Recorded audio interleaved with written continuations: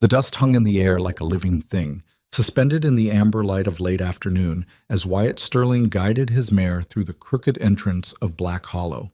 The settlement wasn't much to look at, a haphazard collection of weathered buildings clinging to existence in a valley that seemed to want to swallow them whole.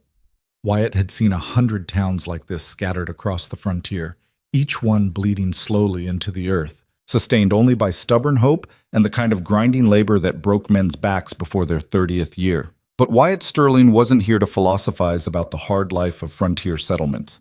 He was here for cattle. At 38 years old, Wyatt had built an empire that stretched across 3 territories. His Iron Ridge Ranch wasn't just prosperous, it was legendary. 10,000 head of longhorn, 200 horses bred for both beauty and endurance, and enough land to get lost in for a week if a man wasn't careful. He'd started with nothing but a lame horse and a talent for reading the value of livestock that others overlooked. 20 years of buying low, breeding smart, and never backing down from a hard negotiation had transformed him from a ranch hand with empty pockets into one of the wealthiest cattlemen west of the Mississippi. His clothes announced his success before he ever opened his mouth. Custom-fitted riding coat, boots made from leather so fine it probably cost more than most of the buildings he was passing, and a hat that had been shaped by craftsmen in St. Louis who catered to men with money to burn.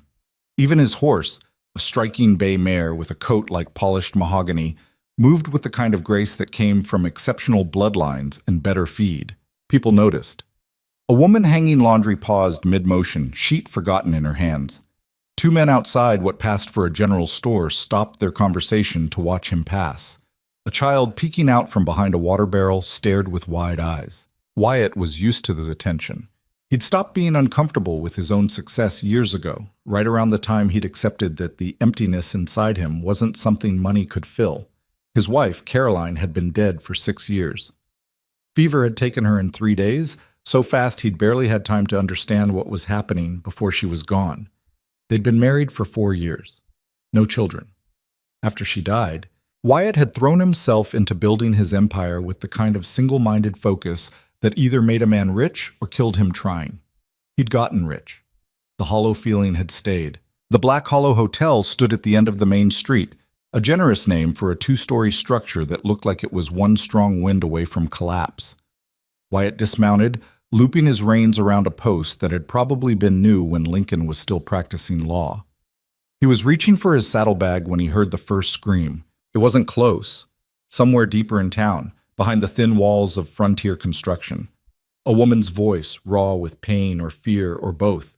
The sound cut through the ambient noise of the street, the creak of wagon wheels, the low murmur of conversation, the distant hammer of a blacksmith, with shocking clarity. Wyatt froze, his hand still on the leather strap of his bag. He turned toward the sound, scanning the street for some kind of reaction. The woman with the laundry had gone very still, her face turned carefully away. The men outside the general store had stopped talking, but neither made a move. The child had disappeared entirely. "Help me, please! So. The second scream was worse than the first, choked off mid-plea with a sound that made Wyatt's stomach turn. He'd heard men scream on the battlefield during the war, heard cattle in distress, heard the sounds of violence and suffering that came with life on the frontier. This was different. This was the sound of someone breaking. He dropped the saddlebag and started walking toward the sound. Behind him, he heard someone call out, "Mister, you might want to, Wyatt didn't stop to hear what he might want to do. His boots hit the hard-packed dirt of the street with purpose, his long stride carrying him toward the source of the screams. The buildings blurred past, a saloon with a porch that sagged like a drunk's shoulders, a feed store with its windows boarded up, a shabby building that might have been a church once before it gave up and became something else. The screaming had stopped. Somehow that was worse. He found the house at the end of a narrow alley between 2 larger buildings. It was small, cramped, the kind of place that was probably stifling in summer and brutally cold in winter. The door was closed. A window with a torn curtain showed only darkness inside. Wyatt stood in front of that door and felt the weight of a choice settling on his shoulders. He'd learned long ago that getting involved in other people's business on the frontier was a good way to shorten your lifespan. Every man minded his own affairs, and you stayed alive by respecting that boundary. The smartest thing would be to walk away, conduct his business, buy the cattle he came for, and ride back to Iron Ridge where he belonged. From inside the house came a low sobbing, broken and defeated. Wyatt knocked on the door. "Everything all right in there?" The sobbing stopped immediately, replaced by a silence so absolute it felt alive. Then a man's voice, rough and edged with warning. "Go on about your business, stranger. Ain't nothing here concerns you." "Heard some screaming," Wyatt said, his hand resting on the doorframe. "Sounded like someone needed help. You heard a wife learning her place. Now get the hell away from my door before you learn yours." The words came with the kind of casual cruelty that Wyatt had heard before in the voices of men who enjoyed their power over others. Men who hurt people weaker than themselves because they could, because no one would stop them, because the frontier had a way of letting monsters thrive in the gaps where law and decency failed to reach. Wyatt should have walked away. He had no legal authority here, no moral obligation to a woman he'd never met. He had a ranch to run, business to conduct, a life waiting for him beyond this miserable town. He tried the door handle. Locked. "I'm going to ask one more time," Wyatt said, his voice level. "Is the woman in there hurt?" "I'm going to tell you one more time," the man inside replied. "Get your rich ass away from my property, or I'll come out there and teach you how we handle interference in Black Hollow." Wyatt took 2 steps back, measured the door with his eyes, and drove his boot into the wood just below the lock. The frame splintered with a crack like a gunshot. The door slammed open, rebounding off the interior wall. The scene inside stopped him cold. A woman sat crumpled in the corner of the room, her arms wrapped around her swollen belly. She was pregnant, heavily so, maybe 7 or 8 months, and her face was a map of fresh bruises. One eye was swelling shut.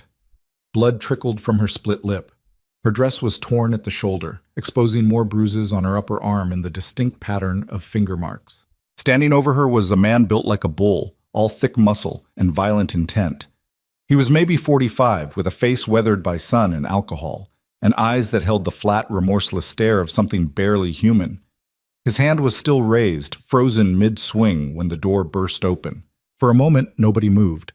The man, Silas Crow, though Wyatt didn't know his name yet, stared at the intruder with an expression that went from shock to rage so fast it was almost impressive. The woman in the corner made a small, wounded sound, her terrified eyes fixed on Wyatt like he was either salvation or just another version of the nightmare she was already living. "You just made the biggest mistake of your life," Silas said, his voice dropping to something low and dangerous. "You got any idea who I am? What I can do to you?" "Don't know and don't care," Wyatt replied. He kept his voice calm, but his hand had moved to rest near the Colt revolver at his hip. It was a natural movement, practiced, the kind of casual readiness that came from years of knowing when violence might be seconds away. "The woman needs a doctor. I'm taking her to one." Silas laughed, but there was no humor in it. "The hell you are. That's my wife. She's carrying my child. And if she needs a beating to remember her duties, that's between me and her." "Not anymore, it isn't. You want to die over some whore who can't follow simple instructions?" Wyatt's jaw tightened. "I want you to step away from her right now." "Or what? You going to shoot an unarmed man in his own home?" Silas spread his arms wide, showing empty hands, but his eyes were calculating, measuring distances, looking for an opening. "That how they do things where you come from, rich boy? Because here in Black Hollow, we got our own ways of handling things. And outsiders who stick their nose where it don't belong tend to disappear into the hills." "Elena," Wyatt said, his eyes never leaving Silas, but his words directed at the woman. "Can you stand?" She didn't answer at first, just stared at him with that mix of hope and terror that came from too many broken promises. Then, slowly, she nodded. Using the wall for support, she pushed herself upright. Every movement looked painful. "You take 1 step toward that door with him," Silas said to her, his voice shaking with rage. "And I will hunt you down. I will find you. And what I do to you then will make today look like a damn kindness. You understand me?" Elena froze halfway to standing, her face draining of what little color it had left. "He's not going to touch you again," Wyatt said. He finally looked at Elena directly, and when he spoke, his voice carried the kind of certainty that came from a man used to making decisions and backing them up. "I give you my word. You come with me right now, and he doesn't lay another hand on you." Your word? Silas spat. Your word don't mean shit in this town. I run things here. Me. Every business, every ranch, every poor bastard trying to scratch out a living, they all answer to me. The sheriff answers to me. The mayor, hell, I own him outright. You think anyone's going to stand against me for some stranger in fancy boots? Maybe not, Wyatt said, but I'm standing against you right now. And I'm not from Black Hollow. The calculation in Silas's eyes shifted. He looked at Wyatt more carefully now, taking in the quality of the clothes, the confident stance, the kind of self-possession that usually came with either stupidity or genuine power. Who are you? Wyatt Sterling, Iron Ridge. The name registered. Wyatt saw it in the slight widening of Silas's eyes, the fractional pause before he responded. Everyone who raised cattle west of the Mississippi knew the name. The Sterling Ranch was legend, a success story told around campfires and in saloons, proof that a man could still build an empire if he was smart enough and tough enough and lucky enough to survive the building. Iron Ridge, Silas repeated slowly. His posture shifted, became marginally less aggressive, not backing down but recalculating. Heard of you. Heard you're a hard man in business, cold as winter when it comes to negotiation. That's one way to put it. So what's a cattle baron doing breaking into houses in a shit town like Black Hollow? Right now, Wyatt said. Making sure a pregnant woman gets to a doctor before she bleeds to death on your floor. She's fine. Women are tougher than you city folk think. She just needs to learn she needs a doctor, Wyatt cut him off. And you need to step aside. The moment stretched out, brittle and sharp. Wyatt could feel the weight of it, the way violence hung in the air like humidity before a storm. Silas was thinking about making a move. Wyatt could see it in the tension in his shoulders, the way his weight shifted to the balls of his feet. If this went wrong, one of them was going to die in this miserable cabin. Then footsteps sounded outside. Multiple sets, heavy boots hitting dirt with purpose. Wyatt didn't turn to look, but he could feel the presence of others gathering behind him in the doorway. Silas, what's the commotion? A new voice, older, with the reedy quality of a man who'd spent too many years breathing his own tobacco smoke. Someone said there was trouble. No trouble, Sheriff, Silas said, his eyes never leaving Wyatt. Just a misunderstanding with an outsider who forgot his manners. That's not how I see it, Wyatt said. I see a man beating a pregnant woman half to death. Where I come from, we call that a crime. Where you come from ain't here, the sheriff replied. There was a weariness in his voice, the sound of a man who'd compromised so many times he'd forgotten what his principles used to look like. And in Black Hollow, domestic matters are private. Man and wife work things out their own way. By work things out, you mean you let him beat her unconscious and call it marriage. I mean, it ain't the law's business unless she files a complaint, and I don't hear her complaining. Wyatt turned slightly, enough to see the sheriff in his peripheral vision. He was maybe 60, with a drinker's complexion and eyes that couldn't quite meet Wyatt's directly. Two men flanked him, ranch hands from the look of them, wearing guns and the kind of lazy confidence that came from knowing the local law was on their side. Elena, Wyatt said again, do you want to file a complaint? The silence that followed was crushing. Elena stood against the wall, trembling, her hand protective over her belly. Every person in that room knew what happened to women who filed complaints against powerful men, knew how those stories ended. The frontier was littered with graves of people who'd stood up for themselves when they should have kept their heads down. She's got nothing to say, Silas said, his voice warming with triumph. Because she knows what's good for her. Now, Mr. Sterling, I respect what you built up at Iron Ridge. I truly do. But you're out of your element here. This is Black Hollow business. So why don't you head on back to the hotel, get a good night's sleep, and tomorrow we can talk about whatever cattle deal brought you here in the first place. Water under the bridge. No hard feelings. Wyatt looked at Elena. Looked at her swollen eye, her split lip, the way she held herself like she was waiting for the next blow. He thought about Caroline, about the 4 years they'd had before fever took her. She'd been strong, independent, full of life and laughter. The idea of someone raising a hand to her would have been unthinkable. But Caroline had been lucky. She'd married a man who loved her, lived in a time and place where law mattered, died before the world could show her its cruelest faces. Elena hadn't been lucky. No, Wyatt said quietly. No? Silas frowned. No what? No hard feelings, no water under the bridge, no pretending I didn't see what I saw. Wyatt straightened to his full height, his hand still resting near his gun. The woman's coming with me. She needs medical attention. After that, she can decide what she wants to do, but right now, today, she's done being your personal target. You're making a mistake, the sheriff said, and now there was something almost pleading in his voice. Silas Crow owns half this territory.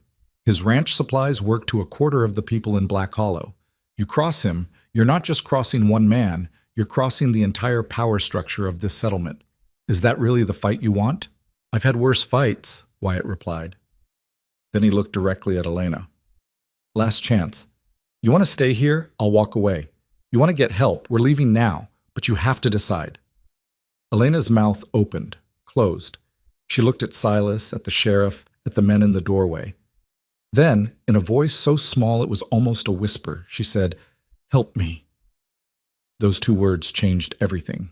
Wyatt moved fast. He crossed the room in 3 long strides, positioned himself between Elena and Silas, and offered her his arm. "Hold on to me. Can you walk?" "I think so." "Then we're going to walk out of here slowly. You stay on your feet, you keep moving, and you don't look back. Understand?" She nodded, her hand gripping his arm so tightly he could feel her nails through the fabric of his coat. They moved toward the door. The sheriff and his men didn't step aside at first, creating a wall of bodies between them and the street. Wyatt stopped a foot away, his free hand now resting openly on his gun. "Move," he said. It wasn't loud, wasn't aggressive, just flat statement of fact. "Sterling," the sheriff tried one more time. "You're new here. You don't understand how things—" "Move or I'll move you. Your choice." The sheriff looked past Wyatt to Silas, some silent communication passing between them. Then, with obvious reluctance, he stepped aside. His men followed suit, creating a narrow gap. Wyatt and Elena moved through it, out into the alley, into the fading afternoon light. Behind them, Wyatt could hear Silas's voice, low and venomous. "This isn't over, Sterling. Not even close. You just signed your own death warrant." Wyatt didn't respond. He just kept walking, supporting Elena's weight as she stumbled beside him. By the time they reached the main street, a small crowd had gathered. People stared, whispered, kept their distance. A town that had learned to mind its own business was watching a stranger throw their carefully maintained peace into chaos. "Is there a doctor here?" Wyatt called out. "Anyone?" An older man stepped forward from the crowd. He was thin, gray-haired, wearing spectacles that had been repaired so many times they were more wire than frame. "I'm Dr. Boone." "What happened?" "She needs help. She's pregnant and she's been beaten." Dr. Boone's face went very still. He glanced at Elena, then at the mouth of the alley where Silas's silhouette was visible in the doorway. "Bring her to my office. It's 2 buildings down, the one with the red cross painted on the door." They moved as a strange procession through the street. Wyatt supporting Elena, Dr. Boone leading the way, and the crowd watching like they were witnessing an execution instead of a rescue. No one offered to help. No one spoke words of encouragement. They just watched, their faces closed and fearful, as the outsider did what none of them had been willing to do. The doctor's office was cramped and poorly lit, but it was clean. Medicine bottles lined shelves along one wall. An examination table dominated the center of the room. Dr. Boone cleared off a pile of papers and helped Elena lie down. "What's your name, my dear?" he asked gently. "Elena. Elena Voss." "Elena, I'm going to examine you now. Check on you and the baby. Is that all right?" She nodded, tears starting to stream down her bruised face. Not from pain now, but from something else. Relief, maybe. Or just the overwhelming feeling of being treated like a human being instead of property. Wyatt stepped back to give them space. He moved to the window, looking out at the street. People were dispersing now, returning to their lives, pretending they hadn't seen anything. But at the end of the street, in front of the cabin he'd broken into, Silas Crow stood with his arms crossed, staring directly at the doctor's office. Even from this distance, the message was clear. "Mr. Sterling," Dr. Boone called softly. "Could you step outside for a moment?" Wyatt turned. The doctor's face was grim. "Is she—" "She's alive, the baby too, as far as I can tell. But she's been hurt badly, and not just today. This has been going on for a while." Dr. Boone removed his spectacles, cleaned them with a handkerchief that had seen better days. "What you did was brave. Probably stupid, but brave. Silas Crow doesn't forget, doesn't forgive. You need to understand what you've started here. I understand I couldn't walk away from a woman being beaten to death. Noble sentiment. But nobility doesn't stop bullets, and Silas has men who'll pull triggers on his say-so. The doctor replaced his spectacles. Elena can't go back to him. That much is clear. If she does, he'll kill her. Maybe not today, but soon. He'll wait until there are no witnesses, no strangers around to interfere, and he'll finish what you interrupted. Then she doesn't go back. Where does she go? This is Black Hollow. Silas owns or controls almost everything. Anyone who takes her in becomes his enemy. Most people here have families, children, livelihoods that depend on staying on Silas's good side. Wyatt was quiet for a moment, thinking. There's got to be someone. A church? A women's shelter? We have a boarding house run by a widow named Ruth Mercer. She's about the only person in town who doesn't owe Silas money or favors. Stubborn as hell, too. If anyone would take Elena in, it'd be her. Then that's where Elena goes. And what about you? Dr. Boone asked. You're not from here. You have no stake in Black Hollow. You could ride out tonight, get back to your ranch, forget this ever happened. No one would blame you. Wyatt looked back out the window. Silas was still there, still watching. A few men had joined him now, creating a small gathering of threat and intent. The smart play was obvious. Leave. Let Black Hollow solve its own problems. He had money, power, an empire to run. Getting killed over a woman he didn't know in a town that didn't want his help would be the stupidest way possible to throw all that away. But when he closed his eyes, he saw Caroline's face. Remembered the way she'd laughed, the way she'd made even the hardest days bearable just by existing in the same space. Remembered holding her hand while fever burned through her, powerless to stop it, useless despite all his money and success. He'd failed to save his wife. Maybe that was why he couldn't walk away now. Or maybe he was just tired of being the kind of man who only protected what was his. I'll stay, Wyatt said. At least until we know Elena and the baby are safe. That could take weeks, months even. Then that's how long I'll stay. Dr. Boone studied him for a long moment, then shook his head slowly. You're either the bravest man I've ever met, or the dumbest. Haven't decided which yet. Probably both, Wyatt admitted. They moved Elena after dark, when the street was empty and most of Black Hollow was either drunk or sleeping. Ruth Mercer's boarding house sat at the far edge of town, a two-story structure that was better maintained than most of the buildings around it. Ruth herself was maybe 50, built like someone who'd spent her life working hard and taking no nonsense from anyone. When Dr. Boone explained the situation, she barely hesitated. Bring her in, Ruth said, holding the door wide. I've got a room upstairs. Private, away from the street. Silas will come after her, Dr. Boone warned. Let him try. This is my house, my rules. Ruth's eyes were steel. I've lived in Black Hollow for 30 years. Watched this town go from a decent place to a hellhole run by that bastard. About time someone stood up to him. They settled Elena into a small room with a window overlooking a vegetable garden. It wasn't much, a bed, a chair, a wash basin, but it was clean and warm and safe. Elena fell asleep almost immediately, exhausted beyond words. Downstairs, Ruth poured coffee for Wyatt and Dr. Boone. They sat at her kitchen table, the silence heavy with the weight of what had happened. You know he'll retaliate, Ruth said finally. Silas doesn't let challenges go unanswered. He'll come at you hard, Sterling, and he'll come at anyone helping you. I know. Are you prepared for that? For what it might cost? Wyatt wrapped his hands around the coffee mug, feeling its warmth.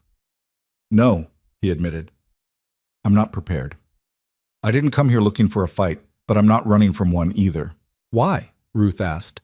You don't know Elena. Don't know this town. You've got your own life waiting somewhere else. What makes her worth risking all that? It was a fair question. Wyatt had been asking himself the same thing since he'd kicked down that door. The logical answer was that it wasn't worth it.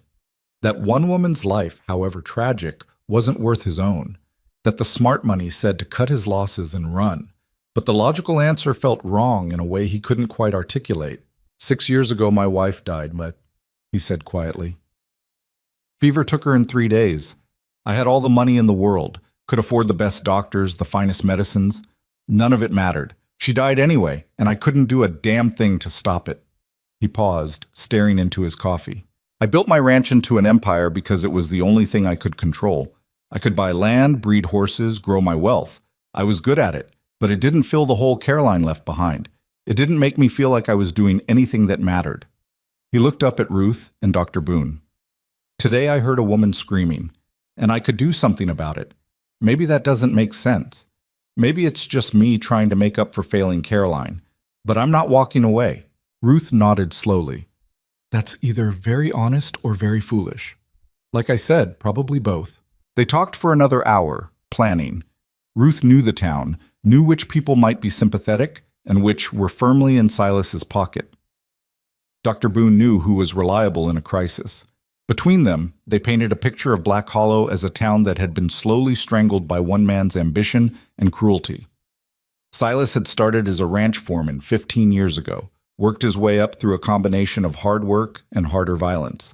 He'd bought his first land with money no one quite understood the source of, expanded through intimidation and strategic partnerships. Now he controlled enough of the local economy that crossing him meant economic ruin for most families. The sheriff's useless, Dr. Boone said. Silas owns him completely. There's a federal marshal who passes through every few months, but he's never here when you need him. What about the town council? Is there anyone with authority who might stand against Silas? Town council meets Silas's approval before they do anything. He doesn't hold an official position, but he runs everything from behind the scenes. Ruth refilled their coffee cups. The truth is, Mr. Sterling, Black Hollow gave up its spine years ago. People are too scared, too poor, or too compromised to fight back. You're asking for help from a town that's forgotten how to help itself. Then we remind them, Wyatt said. With what? Pretty words and moral arguments? With proof that he can be stood against. With visible protection for Elena, with the resources I can bring to bear. Wyatt leaned forward. Silas has power because people believe he's untouchable. We need to make them believe something else is possible. You're talking about challenging the entire structure of power in this town, Dr. Boone said. That's not a weekend project. That's potentially months of conflict, and it could turn deadly fast. I know. Your ranch back in Iron Ridge. Who's running it while you're here? I have a foreman, good man named Tom Garrett. He can handle things for a while. A while might turn into a long while. Then it does. Ruth stood, walking to the window. Outside, Black Hollow slept under a cold moon, its secrets buried behind closed doors and careful silence. If you're serious about this, she said, not turning around, you need to understand something. This town has been broken for a long time. People here have learned to survive by keeping their heads down and their mouths shut. You're asking them to risk everything they have, their homes, their families, their lives, on the hope that you can actually beat Silas Crow. That's a big ask, Mr. Sterling. I know it is. So what makes you think they'll take that chance? Wyatt didn't have a good answer for that. He was asking people to trust a stranger, to bet their lives on a wealthy outsider who'd appeared out of nowhere with promises of protection. It was an absurd proposition when he thought about it clearly. But he also remembered Elena's face when she'd whispered, "Help me." Remembered the relief in her eyes when she realized someone was actually going to stand between her and the man who'd been destroying her. Maybe that was enough. Maybe one person believing things could be different was how change started. I don't know if they'll trust me, Wyatt admitted. But I know they won't trust Silas. They're scared of him, dependent on him, trapped by him. But they don't trust him. There's a difference. And maybe, if we give them a real alternative, some of them will take it. Ruth turned from the window, her expression unreadable. You're either going to save this town or get a lot of people killed trying. I honestly don't know which. Neither do I, Wyatt said. But doing nothing feels worse. They parted after midnight. Dr. Boone headed back to his office. Ruth went upstairs to check on Elena, and Wyatt stepped out into the cold night air. The street was empty, but he could feel eyes watching from dark windows. Word would spread fast. By morning, everyone in Black Hollow would know what had happened, would know that the stranger from Iron Ridge had directly challenged Silas Crow. The question was what would happen next. Wyatt walked slowly back toward the hotel, his hand resting on his gun out of habit. The night was quiet, but it was the kind of quiet that felt temporary, like a breath held before a scream. Somewhere in the darkness, Silas Crow was planning his response. Somewhere in the shadows, men were being gathered, instructions given, violence prepared. Tomorrow would bring consequences. Wyatt knew that. Knew it with the certainty of someone who'd lived long enough on the frontier to understand how these things worked. You didn't humiliate a man like Silas in front of his own people without paying a price. The only question was how high that price would be. As he reached the hotel, Wyatt looked back toward Ruth's boarding house. A single light burned in an upstairs window. Elena's room, probably. Ruth checking on her, making sure she was safe. One small light against the darkness of Black Hollow. It wasn't much, but it was a start. He went inside, locked the door behind him, and sat by the window with his gun in his lap. Sleep could wait. Tonight, staying alert mattered more, because the stranger from Iron Ridge had just declared war on the monster that owned this town. And monsters didn't take kindly to challenges. Dawn broke over Black Hollow like a wound opening, all red and raw across the eastern sky. Wyatt hadn't slept. He'd spent the night in that chair by the window, watching the street, his Colt within easy reach. Around 4 a.m, he'd seen shadows moving between buildings. 3 men, maybe 4, circling Ruth's boarding house like wolves around a campfire. They hadn't tried anything, just watched and moved on. A message. "We know where she is. We're coming." The hotel keeper brought coffee at sunrise, a nervous man in his 50s who couldn't meet Wyatt's eyes. "Word's all over town about what you done," he said, setting the pot down with shaking hands. "Silas's boy's been drinking all night at the saloon, talking loud about teaching lessons and settling scores. Anyone say when they're planning to make their move? Didn't hear specifics. But if I was you, Mr. Sterling, I'd settle my bill and ride out before noon. That's just friendly advice from someone who'd rather not clean blood off his floor." "I appreciate the advice," Wyatt said, pouring himself a cup. "But I'm staying." The hotel keeper shook his head. "Your funeral. Literally." He hurried out, leaving Wyatt alone with coffee that tasted like dirt and the certainty that today would get ugly. By the time Wyatt made his way to Ruth's boarding house, the street was alive with the kind of tense awareness that preceded violence. People moved quickly, didn't linger, kept their eyes down. A woman hustling children toward the general store glanced at Wyatt, then quickly looked away. An old man sitting on a porch spat tobacco juice and muttered something that might have been a prayer or a curse. Ruth answered the door before he could knock. "Get inside. Fast." The boarding house kitchen smelled like bacon and fresh bread, normal things that felt absurd against the backdrop of what was coming. Dr. Boone sat at the table, looking like he'd aged 10 years overnight. Ruth moved between the stove and the counter with the kind of aggressive efficiency that meant she was working to keep her hands busy and her mind from dwelling on fear. "How's Elena?" Wyatt asked. "Resting. Her fever broke around 3. The baby's still moving, which is a good sign." Dr. Boone rubbed his face with both hands. "But she's not out of danger. The physical trauma, the stress, her body's been through hell. She needs rest, safety, time to heal. All the things she's not going to get in Black Hollow. Then we make sure she gets them anyway." Ruth set a plate of food in front of Wyatt, eggs, bacon, bread still warm from the oven. "You need to eat. Whatever's coming, you'll need your strength." "Has there been any word from Silas?" "Oh, there's been word," Ruth said grimly. "Half the town's talking about it.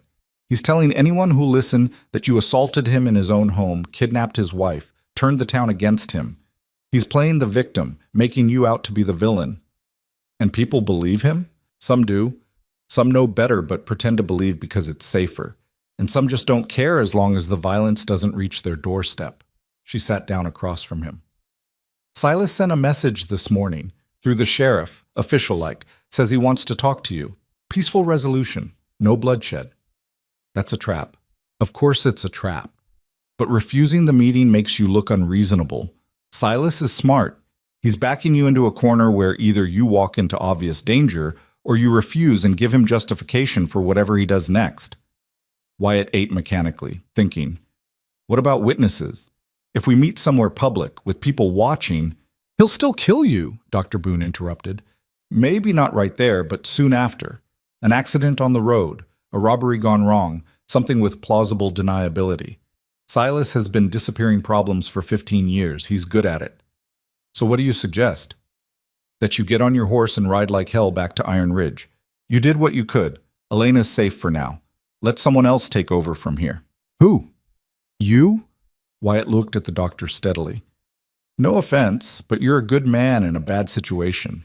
If you had the power to stop Silas, you would have done it years ago." Dr. Boone's face flushed.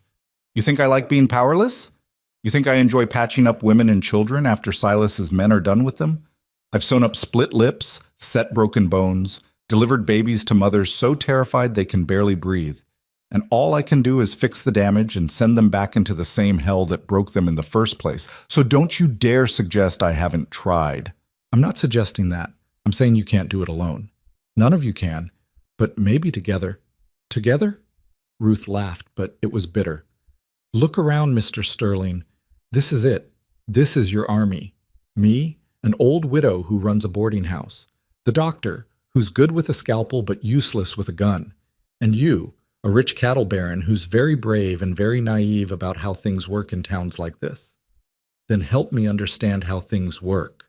Ruth stood, walked to the window, looked out at the street with her arms crossed. When she spoke again, her voice was quieter, tired. 15 years ago, Black Hollow was different. We had law that meant something, had people who stood up for each other. Then Silas came. Started small, just a foreman on the Dawson Ranch. But he was ambitious, ruthless. Within 2 years, Old Man Dawson was dead. Heart attack, supposedly, though there were whispers about poison.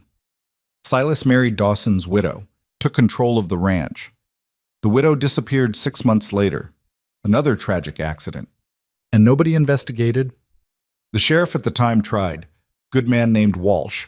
Found enough evidence to ask uncomfortable questions. They found him in a ravine with a broken neck. Thrown from his horse, they said. Walsh's deputy knew the truth, but he had 3 children to feed. So he kept quiet, took the sheriff's badge, and learned to look the other way. Dr. Boone picked up the story. After that, Silas expanded fast. Bought up failing businesses, made loans to struggling families, inserted himself into every economic transaction in Black Hollow. By the time people realized what was happening, he'd built a web they couldn't escape. You owe Silas money? You do what he says. Your business relies on his supply chain? You keep your mouth shut. Your son works on his ranch?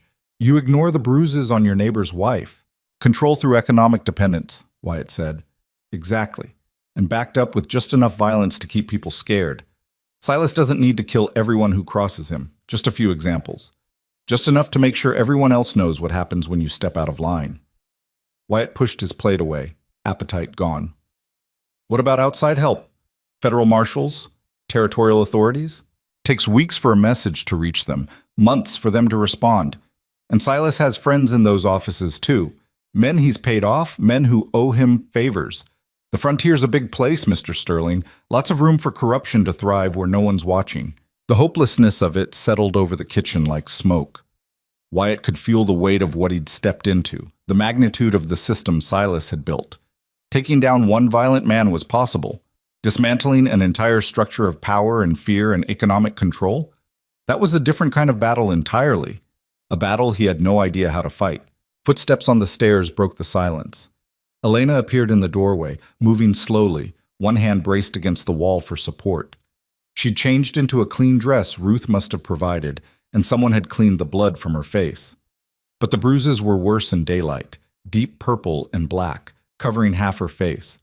Her right eye was swollen nearly shut.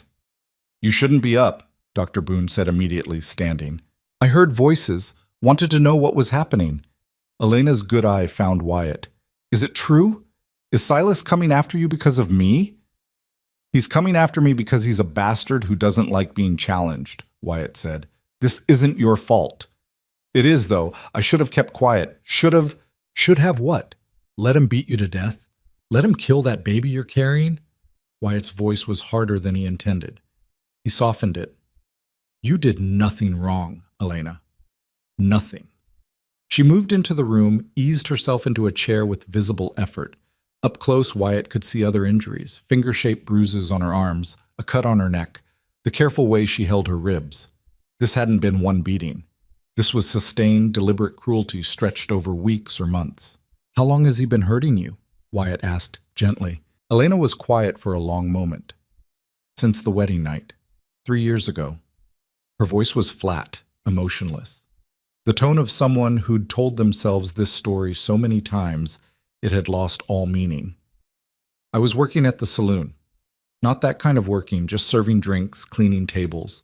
Silas came in one night, said I was pretty, said he'd marry me. Give me a real life. I was 20 years old and stupid enough to think a marriage proposal was the same as love. You weren't stupid, Ruth said quietly. I was. The first time he hit me, I told myself it was a mistake. He'd been drinking. He was stressed about the ranch. It would get better. It didn't get better. It got worse. And then I got pregnant, and I thought, her voice cracked slightly, I thought maybe a baby would change things, would make him gentler. But it just made him angrier. Said the baby was probably some other man's. Said I was trying to trap him. Started hitting me harder, aiming for my stomach. The kitchen was silent, except for the clock ticking on the wall and the sound of Elena's ragged breathing as she fought to keep her composure. I tried to leave once, she continued. Got as far as the edge of town before his men caught me, dragged me back. He locked me in the cellar for 3 days. No food, no water, just darkness. When he finally let me out, he said if I ever tried to run again, he'd make sure I couldn't walk when he was done. Why didn't you go to the sheriff? Wyatt asked, though he already knew the answer. I did. The first month. Showed him the bruises. He told me marriage was hard, that men and women worked things out in their own way. Said Silas was an important man in Black Hollow, and making accusations against him without proof could cause problems. What kind of proof was I supposed to have? The marks on my body weren't enough? Dr. Boone made a disgusted sound. Walsh would have helped you. The old sheriff, but he's been dead for 12 years. The current one's just a coward with a badge. Elena looked at Wyatt with her one good eye, and there was something haunting in her gaze. Why did you help me? You don't know me. Don't owe me anything. You could have walked away.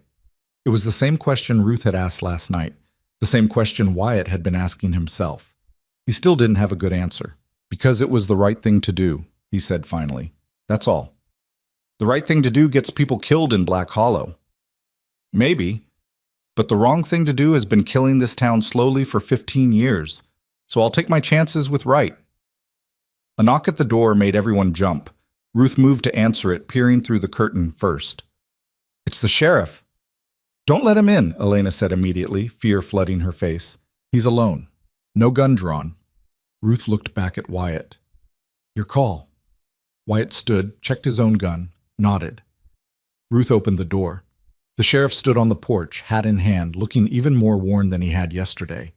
Up close, Wyatt could see the broken blood vessels in his nose, the tremor in his hands, the signs of a man who'd drowned his conscience in whiskey years ago and never come up for air. Mr. Sterling, Mrs. Mercer, I need to speak with you. So speak, Ruth said, not moving from the doorway. Silas wants to talk. Work this out peaceful-like before things get out of hand.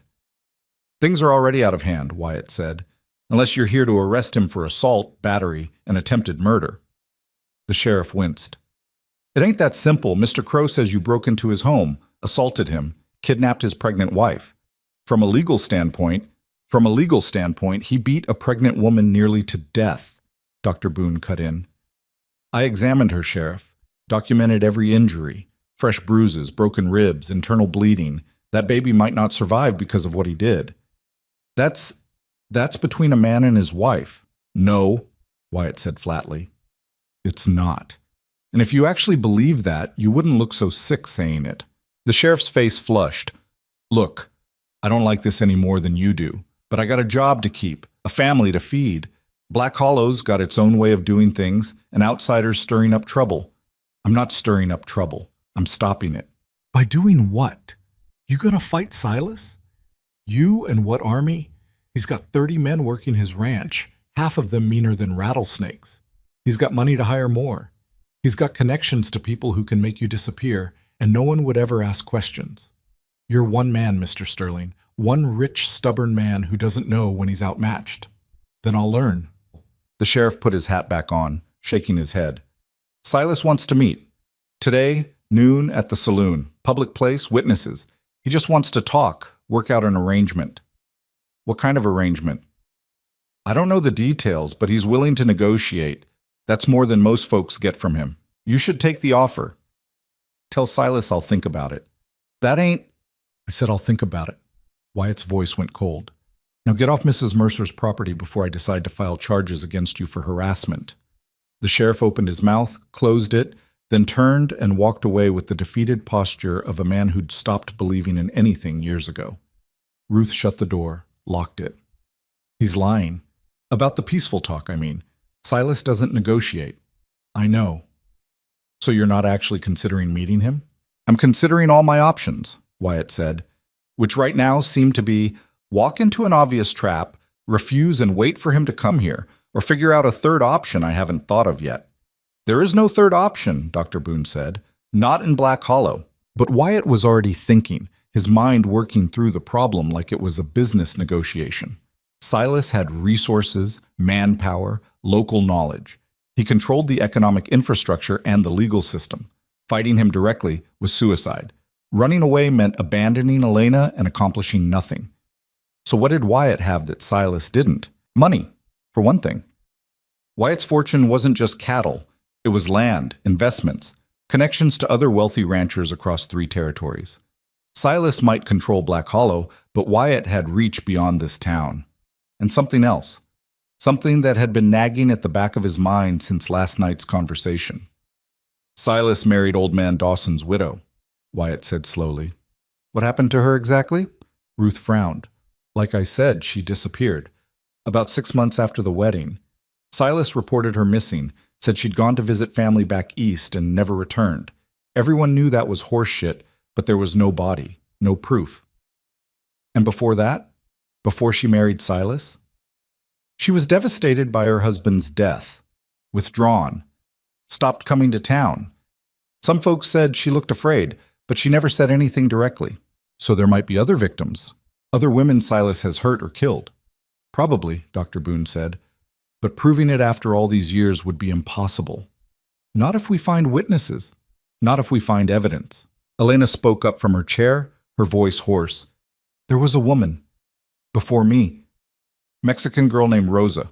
She worked at the ranch for about a year. Silas took an interest in her. Then one day she was just gone. Silas said she'd stolen money and run off. But I found a piece of her dress in the barn, torn and bloody. I asked about it once. Silas hit me so hard I lost a tooth. The room went very quiet. How many? Wyatt asked. How many women do you think he's hurt? I don't know, but I've heard things. Whispers. Other ranch hands would mention names sometimes when they thought I couldn't hear. Women who vanished or died under suspicious circumstances. Silas has been doing this a long time, Mr. Sterling, and he's gotten very good at hiding it. Wyatt felt something cold and hard settle in his chest. This wasn't just about Elena anymore. This was about a pattern of violence stretching back years, maybe decades. A man who'd built his power on the broken bodies of women no one would protect. We need proof, he said. Documentation. Witnesses willing to testify. If I can build a case strong enough to bring federal attention... That'll take months, Ruth interrupted. Elena doesn't have months. Hell, you might not have days. Silas isn't going to wait around while you investigate him. Then we buy time. We make it too dangerous for him to move openly. We turn his own tactics against him. How? I need to send a telegram, Wyatt said. Is there a telegraph office in town? At the general store, but the operator's loyal to Silas. Doesn't matter, I'm not hiding what I'm doing. Wyatt stood, checked his gun again. I'm going to contact every federal authority I can reach. Marshals, territorial governors, anyone with power outside Silas's influence. I'm going to make noise, lots of it. Make sure everyone knows what's happening in Black Hollow. Silas thrives in the dark. Let's drag him into the light. That's going to make him desperate, Dr. Boone warned. Good. Desperate men make mistakes. Ruth looked at him for a long moment, then nodded slowly. You're either crazy or brilliant. I genuinely can't tell which. Maybe both, Wyatt said. It was becoming his standard answer. He left the boarding house through the back door, taking the long way around to avoid the main street. The telegraph office was attached to the general store, a cramped space that smelled like old paper and metal. The operator was a thin man with suspicious eyes who looked up when Wyatt entered. Help you? Need to send 3 telegrams. Different recipients. That'll cost you. Wyatt laid gold coins on the counter, more than enough to cover the fee twice over. The operator's eyes widened slightly. The first telegram went to the federal marshal's office in Denver. Wyatt kept it simple and direct, requesting immediate investigation into criminal activity in Black Hollow, including assault, battery, suspected murder, and corruption of local law enforcement. He included his name, his credentials as owner of Iron Ridge, and a promise of substantial compensation for swift action. The second went to a cattle baron named Harrison, who owned land adjacent to Silas's ranch. Wyatt had met Harrison once at a livestock auction, remembered him as a hard but honest man. The message was brief, asking if Harrison had experienced trouble with Silas Crow, offering to discuss mutual concerns. The third telegram went to his own foreman back at Iron Ridge. 10 words. Delayed indefinitely. Send supplies and 2 reliable men. Sterling. The operator wrote everything down with shaking hands, clearly aware that these messages would reach Silas within the hour. This is going to cause problems, he said quietly. That's the idea. You don't understand what you're dealing with. Silas doesn't forgive, doesn't forget. Neither do I, Wyatt said, and walked out before the operator could respond. The street was busier now, mid-morning traffic of people going about their daily routines while pretending they didn't notice the stranger who'd turned their town upside down. Wyatt could feel eyes following him, hear the whispers starting as soon as he passed. Good. Let them talk. Let Silas hear about every move he made. He was halfway back to Ruth's boarding house when 3 men stepped out of an alley, blocking his path. They weren't trying to hide their intentions. All 3 wore guns openly, hands resting on the grips. The one in the middle was big, easily 6.5 feet tall, with a scar running from his eyebrow to his jaw. The other 2 flanked him like trained dogs waiting for a command. "Mr. Sterling," the big man said. His voice was surprisingly soft, almost polite. "Mr. Crow would like a word." "Tell Mr. Crow I'll get back to him." "I'm afraid that's not acceptable. Mr. Crow wants to speak with you now." Wyatt assessed the situation quickly. 3 armed men, all younger and probably faster than him. The street wasn't empty, but no one was going to interfere. A fight here would be brief and bloody, and he'd probably lose. But he also knew that going with them voluntarily was suicide. "I'm not interested in what Mr. Crow finds acceptable," Wyatt said calmly. "Tell him if he wants to talk, he can come find me himself. In the meantime, get out of my way." The big man smiled, but it didn't reach his eyes. "You're making this harder than it needs to be." "That seems to be my specialty." The man's hand tightened on his gun. For a moment, Wyatt thought it was going to happen right here, a shootout in the middle of Black Hollow's main street, witnessed by dozens of people who'd all suddenly develop amnesia when asked what they saw. Then a voice called out from behind the 3 men. "Problem here, gentlemen?" Everyone turned.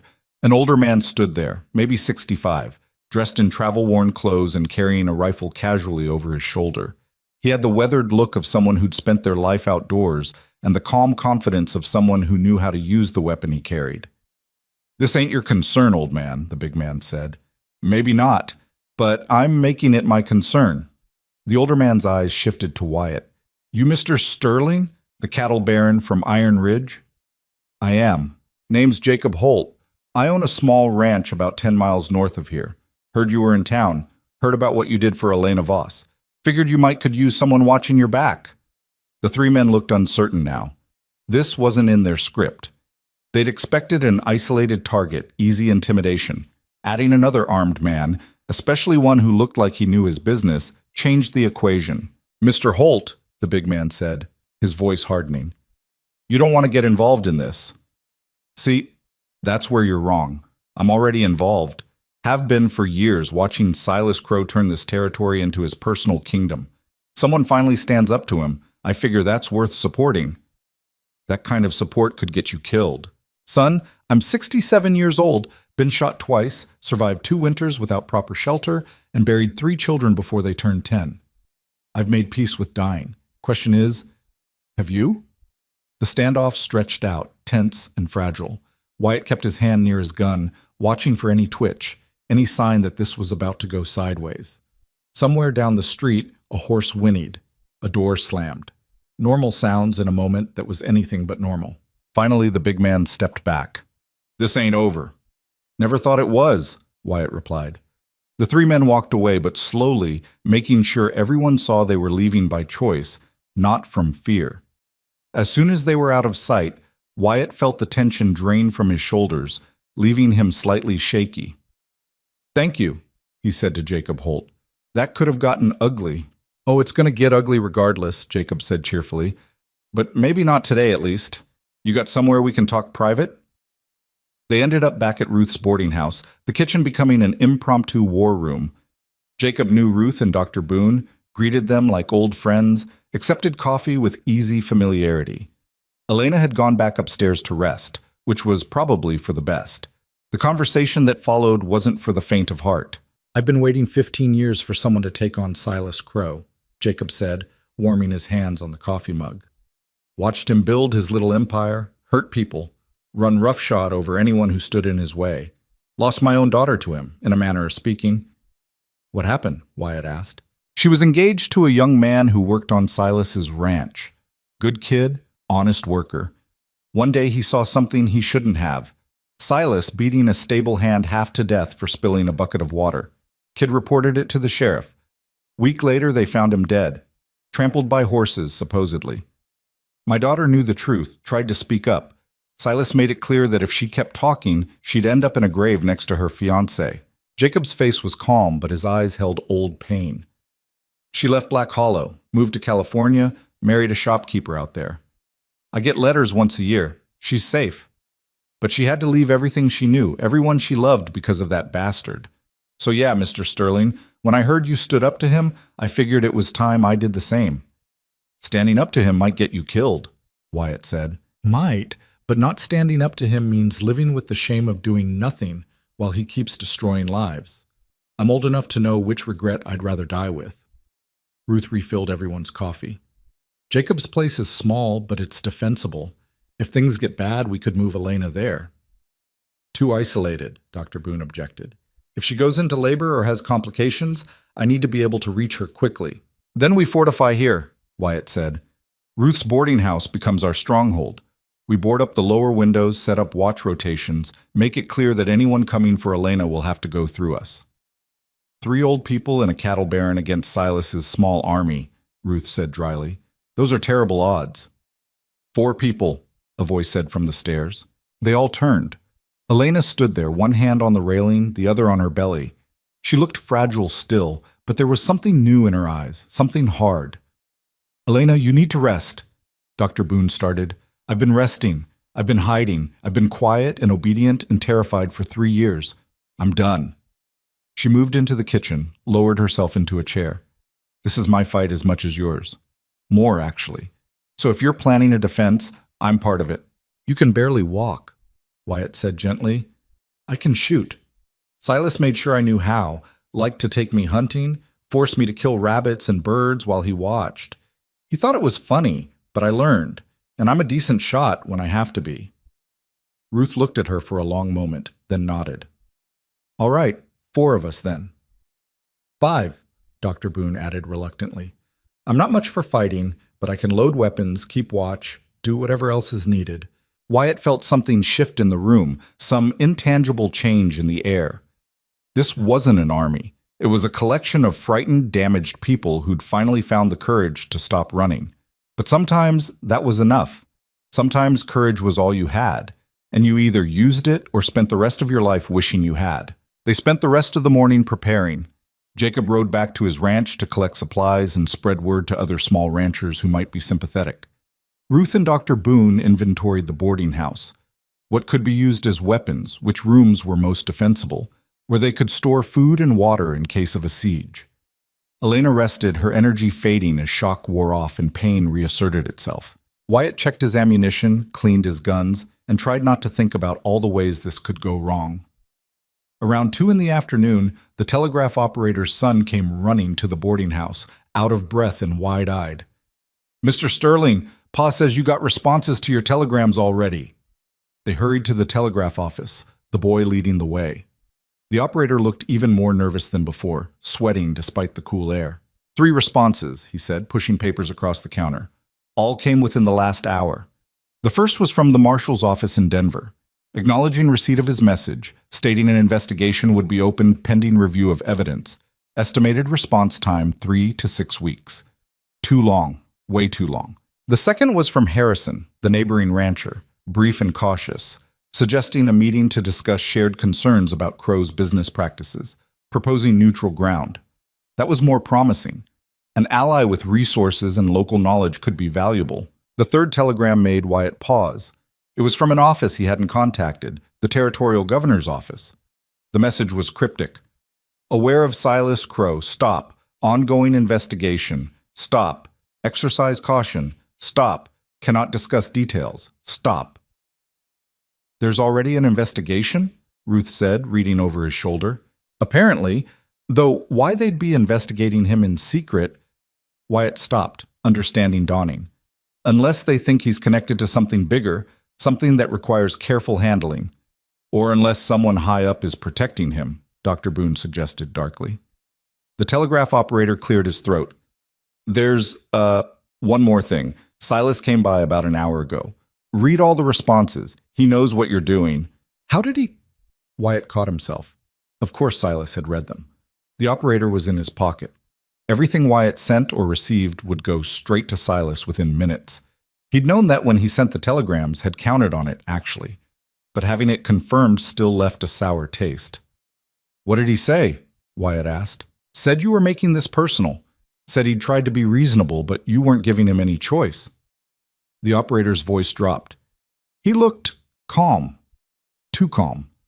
That scared me more than if he'd been raging. When Silas gets that calm, people tend to die. They walked back to the boarding house in silence, each lost in their own thoughts. The street was quieter now, people hurrying about their business, not lingering. The sense of impending violence hung over Black Hollow like storm clouds.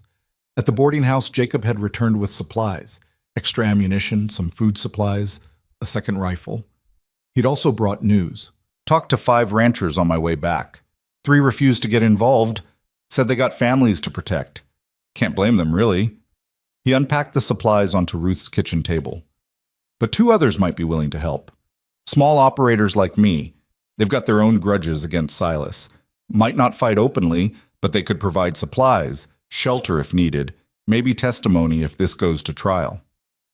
That's something, Wyatt said. It's not much. And I got other news too. Silas sent riders out this morning. Not just his regular hands. He's calling in favors from criminal contacts. Gunslingers, outlaws, the kind of men who kill for money and don't ask questions. Word is he's offering $500 to anyone who brings you in, dead or alive. $500. That was serious money. The kind of bounty that would attract desperate men from 3 territories over. When?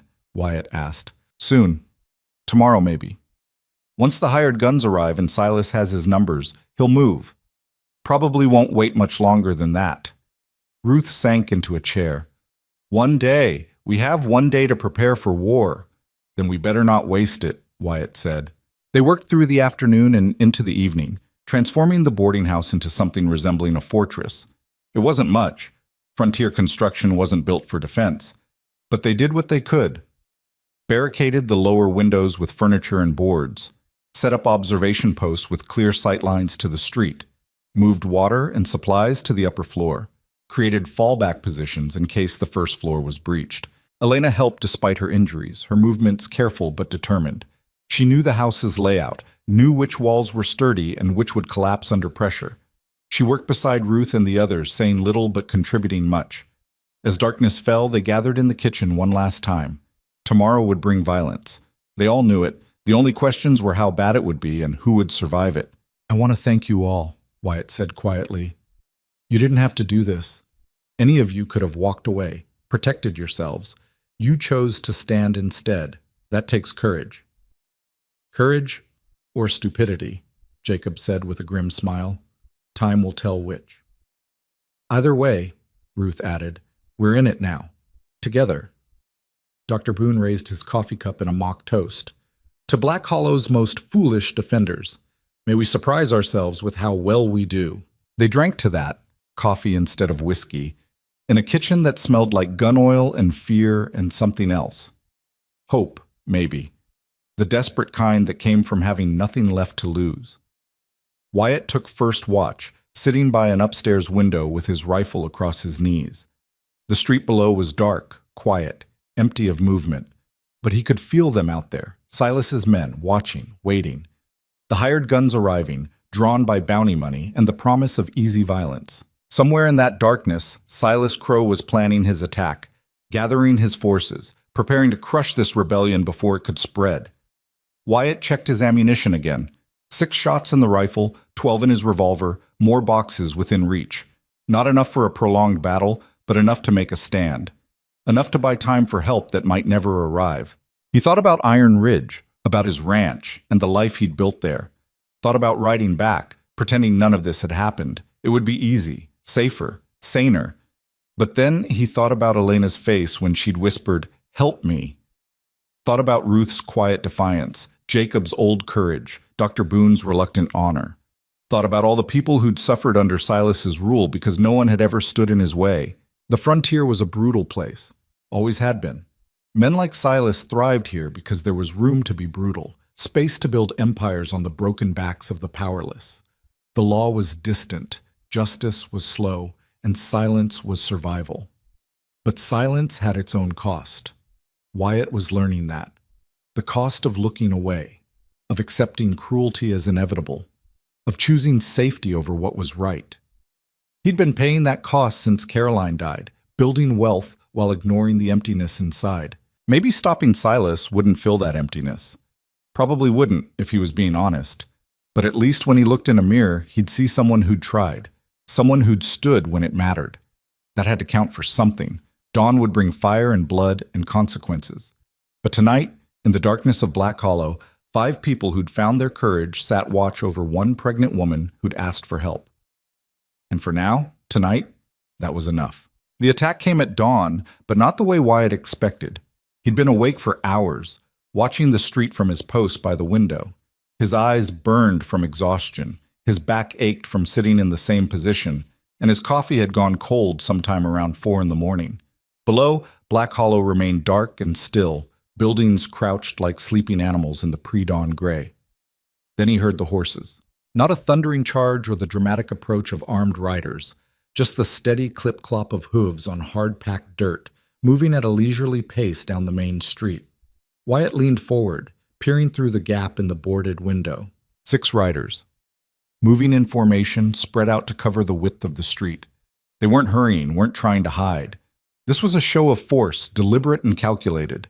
In the center rode Silas Crow, sitting tall in his saddle, dressed like he was heading to a business meeting rather than a confrontation. They stopped 50 yards from the boarding house, just sat there on their horses, waiting. Wyatt moved quickly but quietly through the house, waking the others. Within minutes, they'd all assembled on the second floor. Ruth rubbing sleep from her eyes, Dr. Boone looking pale and frightened, Jacob checking his rifle with practiced efficiency, and Elena standing near the back wall, one hand protective over her belly. "What do they want?" Ruth whispered. "Nothing good," Wyatt replied. He positioned himself at the window where he could be seen, made sure his rifle was visible. A message of his own. "Stay back from the windows. If shooting starts, get to the back rooms." "Mr. Sterling?" Silas's voice carried clearly in the morning stillness. "I know you're in there. Come on out. Let's talk like civilized men." Wyatt didn't respond immediately. He was counting riders, assessing weapons, looking for angles of attack. The 6 men all carried rifles, had pistols at their hips. They were positioned with clear sight lines to the boarding house, but also exposed on the open street. Not an attack formation. Not yet. "What do you want, Crow?" Wyatt called back. "What I've wanted from the beginning. My wife returned. My property respected. And you out of my town before this gets uglier than it needs to be." "Elena's not going anywhere with you. She's carrying my child. That makes her my concern. The only thing concerning about you is how you haven't been arrested yet," Wyatt shot back. "But that's coming. I've contacted federal authorities. They're very interested in your activities here." Silas laughed, and the sound was genuinely amused. "Federal authorities? Son, I've been dodging federal authorities for longer than you've been building your little cattle empire. They move slow, get distracted easy, and can usually be convinced to look the other way with the right incentive. You think a few telegrams are going to bring them running? You're more naive than I thought. Maybe. But those telegrams are now on record. Anything happens to me or anyone in this house, they'll know exactly where to look." That's assuming anyone cares enough to look. You're not as important as you think you are, Sterling. Rich? Sure. Successful in your own territory. But here? You're nobody. Just another stranger who stuck his nose where it didn't belong. The other riders were shifting in their saddles, hands resting on weapons, waiting for a signal. Wyatt could feel the tension building, that electric moment before violence erupted. I'm giving you one last chance, Silas continued. Walk away. Get on your fancy horse, ride back to Iron Ridge, and forget you ever heard of Black Hollow. Do that, and I'll let you live. Hell, I'll even throw in a good price on those cattle you came here to buy. Business is business, after all. And Elena? Elena learns the consequences of her choices. That's between her and me. That's what I thought you'd say. Wyatt's finger moved to rest near the trigger of his rifle. Here's my counteroffer. You turn yourself in to proper authorities. Face justice for what you've done. Elena stays under my protection until she decides otherwise. You do that, and maybe you live long enough to stand trial. The street went very quiet. Even the morning birds seemed to stop singing. When Silas spoke again, all pretense of civility was gone. You just made the biggest mistake of your life, Sterling. I tried to be reasonable, tried to give you a way out, but you want to play hero? Fine. Let's see how that works out for you. He raised his hand and Wyatt tensed, ready for gunfire. But instead of attacking, Silas and his men simply turned their horses and rode away, disappearing down a side street. The silence they left behind was somehow worse than the confrontation. What just happened? Dr. Boone asked, his voice shaking slightly. He wanted us to know he could reach us anytime he wants, Jacob said grimly. That was a message, a demonstration of power. He's telling us we're surrounded, outgunned, and living on borrowed time. So why didn't he attack? Ruth asked. Wyatt lowered his rifle, thinking, because he's waiting for something. More men, maybe. Or he wants us scared, wants us to make a mistake. Scared people do stupid things. Well, it's working, Dr. Boone muttered. I'm terrified. Elena moved to the window, looked out at the empty street. He won't wait long. Silas doesn't have patience, never did. He'll want this over before outside help can arrive. How well do you know his tactics? Wyatt asked. Well enough. I watched him run that ranch for 3 years, watched him deal with problems. He likes to hurt people where they're weakest, goes after family, businesses, anything people care about, makes examples that everyone can see. So he'll target the boarding house directly? Maybe. Or he'll go after your allies first. Jacob, your ranch is isolated. Ruth, you've got other boarders here, people who could be threatened. Dr. Boone, your practice depends on the town trusting you. Silas will look for the easiest way to break your resistance. It was smart analysis, delivered in a flat, emotionless voice that suggested Elena had spent a long time studying the man who hurt her, learning his patterns, trying to predict his violence so she could survive it. Then we shore up the weak points, Wyatt said. Jacob, can your ranch hands be trusted? The 2 I've got are good men, but they've got families in town. Silas threatens their kids, they'll fold. Can't blame them for that. What about your other boarders? Wyatt asked Ruth. Are they safe? Ruth's face paled. I've got 3 others staying here, an elderly couple and a traveling salesman. They're all still asleep upstairs. I didn't want to frighten them. They need to leave, today. Get them out of Black Hollow if possible. Anyone connected to this house becomes a target. They spent the next hour evacuating Ruth's other guests. The elderly couple took the news badly. The wife started crying. The husband demanded explanations no one could give. The salesman just grabbed his belongings and practically ran out the door, mumbling about crazy frontier towns and never coming back. Within 90 minutes, the boarding house was empty except for the 5 defenders and Elena. The quiet that followed felt ominous. Around 8 in the morning, Jacob went out to scout the town and gather information. He was back within an hour, his face grim. Silas has been busy. He's got men posted at every entrance to town. No one gets in or out without his say-so. He's also spreading word that anyone who helps you will be considered an enemy. People are scared. Businesses are closing early. Families are keeping their children inside. He's putting the town under siege, Ruth said. Worse, he's turning Black Hollow into his own private army base. And there's more. Jacob pulled out a crumpled piece of paper. This was posted on the sheriff's office door. Wyatt unfolded it. The message was handwritten but clear. Wyatt Sterling is wanted for assault, kidnapping, and conspiracy against Black Hollow's peace. Any citizen who provides information leading to his capture will receive $100 reward. Any citizen who provides shelter or aid will be considered an accomplice and dealt with accordingly. By order of Silas Crow, Acting Peace Officer. Acting Peace Officer? Dr. Boone read over Wyatt's shoulder. He can't just declare himself. He can if the sheriff lets him, Jacob interrupted, which apparently he did. Signed a deputization form this morning, giving Silas temporary law enforcement authority during this crisis. Wyatt crumpled the paper in his fist. That's not legal. Sheriffs can't just hand over their authority. Legal doesn't matter when you own everyone who enforces the law, Ruth said bitterly. Silas has been working toward this for years. Now he's got exactly what he wanted, official justification for whatever he does next. The implications settled over them like fog. Silas wasn't just a violent rancher anymore. He was, on paper at least, a law enforcement officer. That changed everything. Resisting him could now be framed as resisting legal authority. Killing him could be called murdering a peace officer. He just put legal weight behind his brutality.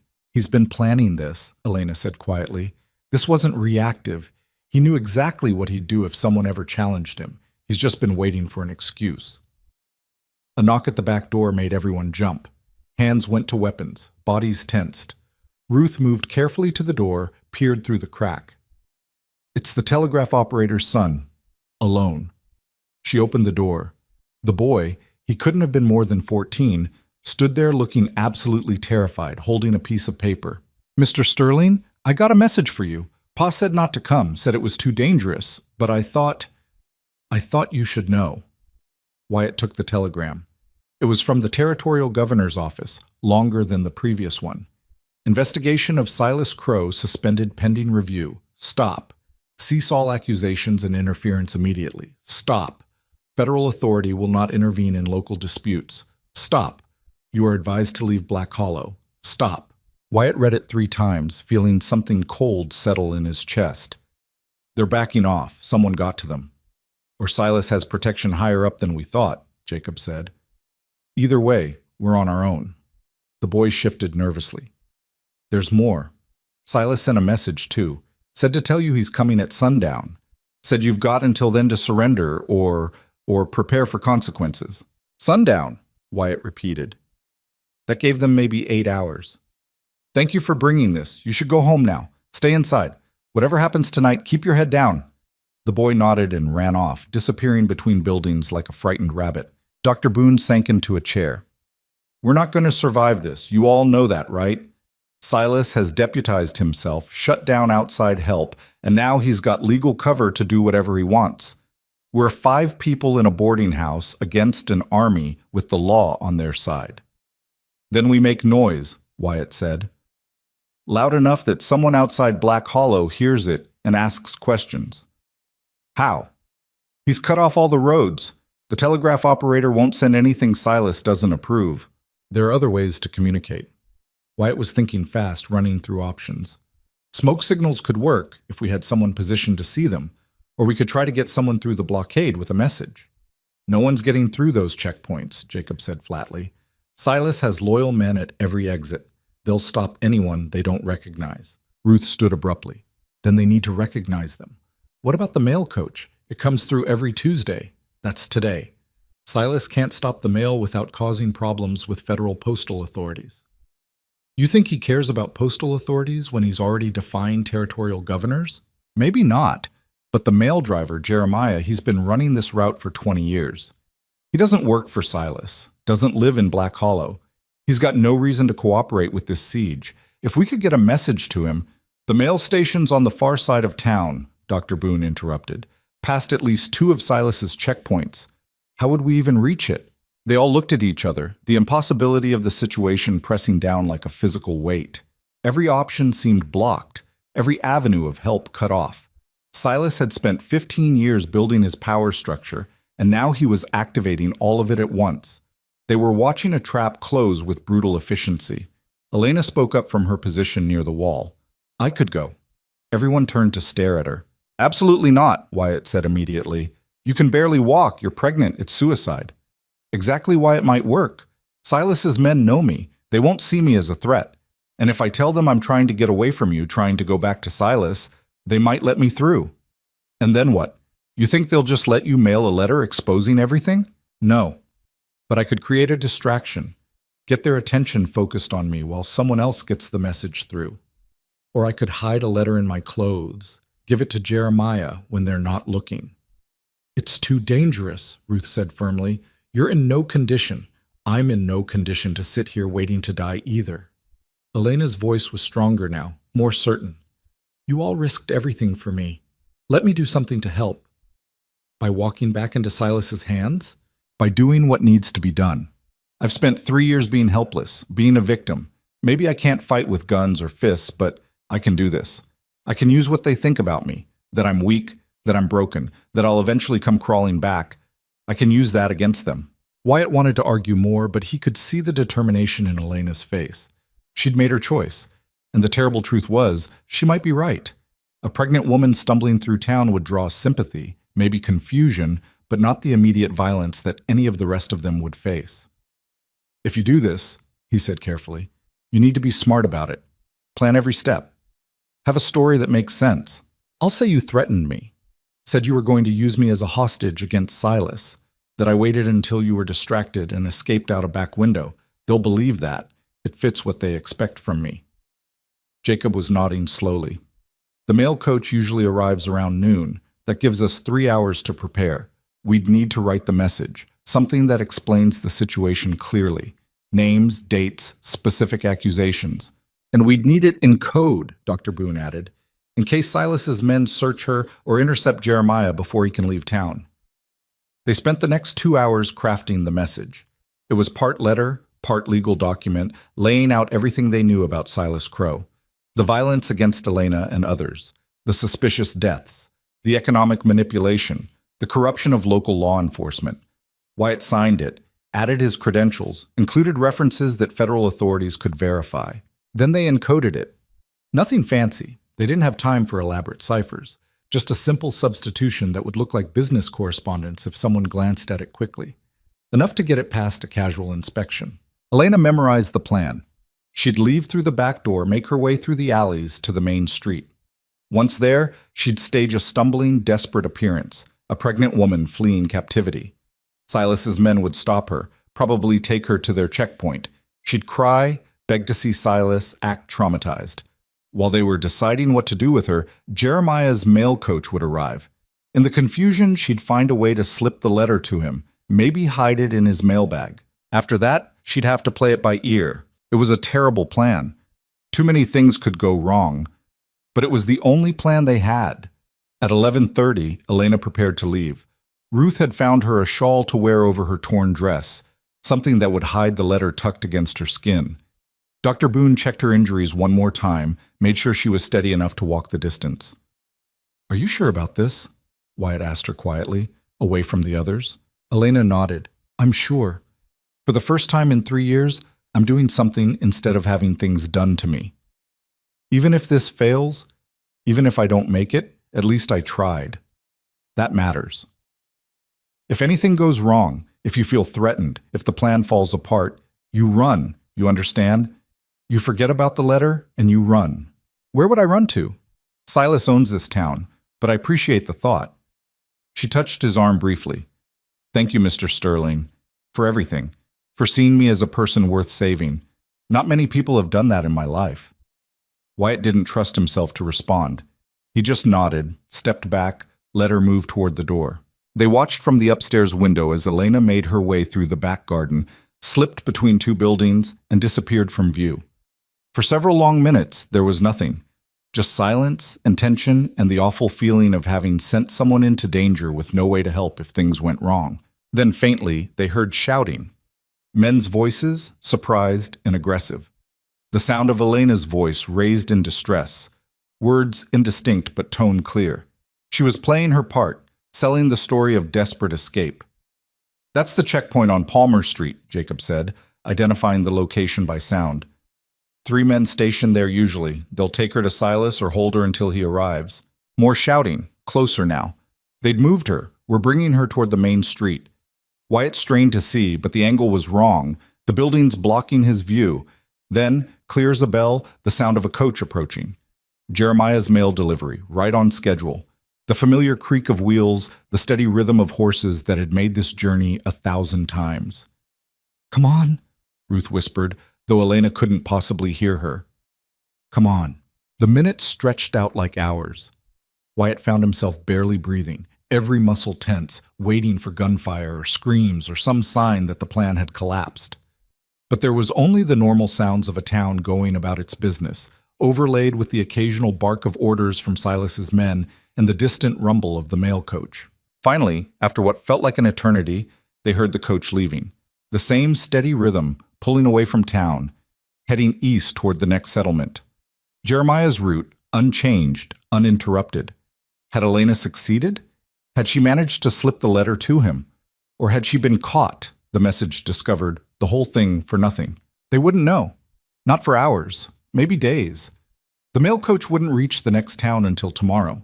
Even if Jeremiah delivered the letter to authorities there, it would take time for them to respond, to investigate, to do anything meaningful. Time they probably didn't have. "Now what?" Dr. Boone asked. "Now we wait," Wyatt said, "and prepare for sundown." But preparation felt hollow when they all knew how outmatched they were. Wyatt counted their ammunition again, still not enough for a prolonged fight. Checked the barricades, sturdy but not bulletproof. Reviewed their defensive positions, adequate for a few attackers, useless against the force Silas could bring. Around 2 in the afternoon, a young boy approached the boarding house, walking up the main street openly, hands empty and raised. Wyatt watched from the window as the kid stopped 50 feet away. "Mr. Sterling, I got a message from Mr. Crow." "What is it?" Wyatt called back. "He says to tell you he's got Elena. Says she came back to him like she always does. Says to tell you your plan didn't work, and now he's going to make an example of her. He wants you to watch." The words hit like a punch to the gut. Elena had failed, or been betrayed, or maybe the plan had never had a chance from the start. He says if you want to see her live through the night, you'll come to the town square at sundown. Come alone, unarmed, ready to surrender. Otherwise, Elena dies slow, and you get to hear her screaming all the way from here. The boy delivered the message mechanically, like he'd memorized it, then turned and ran before anyone could respond. Ruth made a small sound of distress. Dr. Boone looked like he might be sick. Jacob just shook his head slowly, the gesture of a man who'd seen this outcome coming and hoped to be wrong. "It's a trap," Wyatt said, though everyone already knew that. "He wants me in the open, vulnerable. Probably plans to kill me in front of the whole town as a lesson about what happens to outsiders who interfere." "So you're not going," Ruth said. It wasn't a question. Wyatt thought about Elena, about the courage it had taken for her to volunteer for a desperate plan. Thought about how she'd spent 3 years enduring Silas's brutality, finally found the strength to ask for help, and now was right back in his hands. Probably being hurt again, definitely being used as bait. "I have to go," he said quietly. "That's suicide." "Maybe, but leaving her to die alone is something I can't do." "You'll be giving Silas exactly what he wants," Jacob argued. "He kills you. This whole resistance collapses. Elena dies anyway, and the rest of us are next. Your death accomplishes nothing. My death buys time, makes Silas feel like he's won.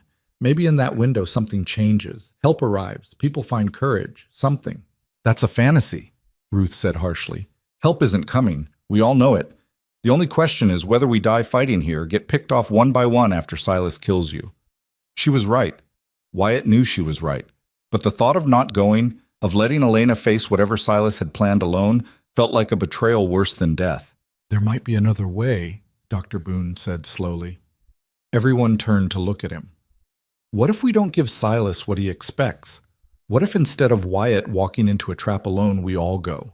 Make it a public confrontation. Silas wants to make an example in the town square? Fine. Let's turn it into a trial. Let's make him answer for his crimes in front of everyone." "He's not going to stand trial," Jacob said. "He's got the guns, the men, the power. Why would he submit to a trial?" "Because he wants to look legitimate. That's why he had himself deputized, why he's been framing this as law enforcement rather than just violence. He cares about appearances. If we challenge him publicly, force him to either defend himself or look like a coward, It might create enough chaos that— That what? Wyatt interrupted. That people suddenly grow spines and turn on him? You said yourself, Black Hollow's been beaten down for 15 years. One dramatic speech isn't going to change that. Maybe not, but it might plant seeds, might make a few people question, might create enough doubt that when federal authorities eventually do investigate, they find witnesses willing to talk. It was still a long shot. Everything was a long shot at this point, but Wyatt could see the logic in it. Going alone meant certain death and probably accomplished nothing. Going together, turning Silas's show of power into something else entirely, at least gave them a chance to change the narrative. What about weapons? Ruth asked. He said to come unarmed.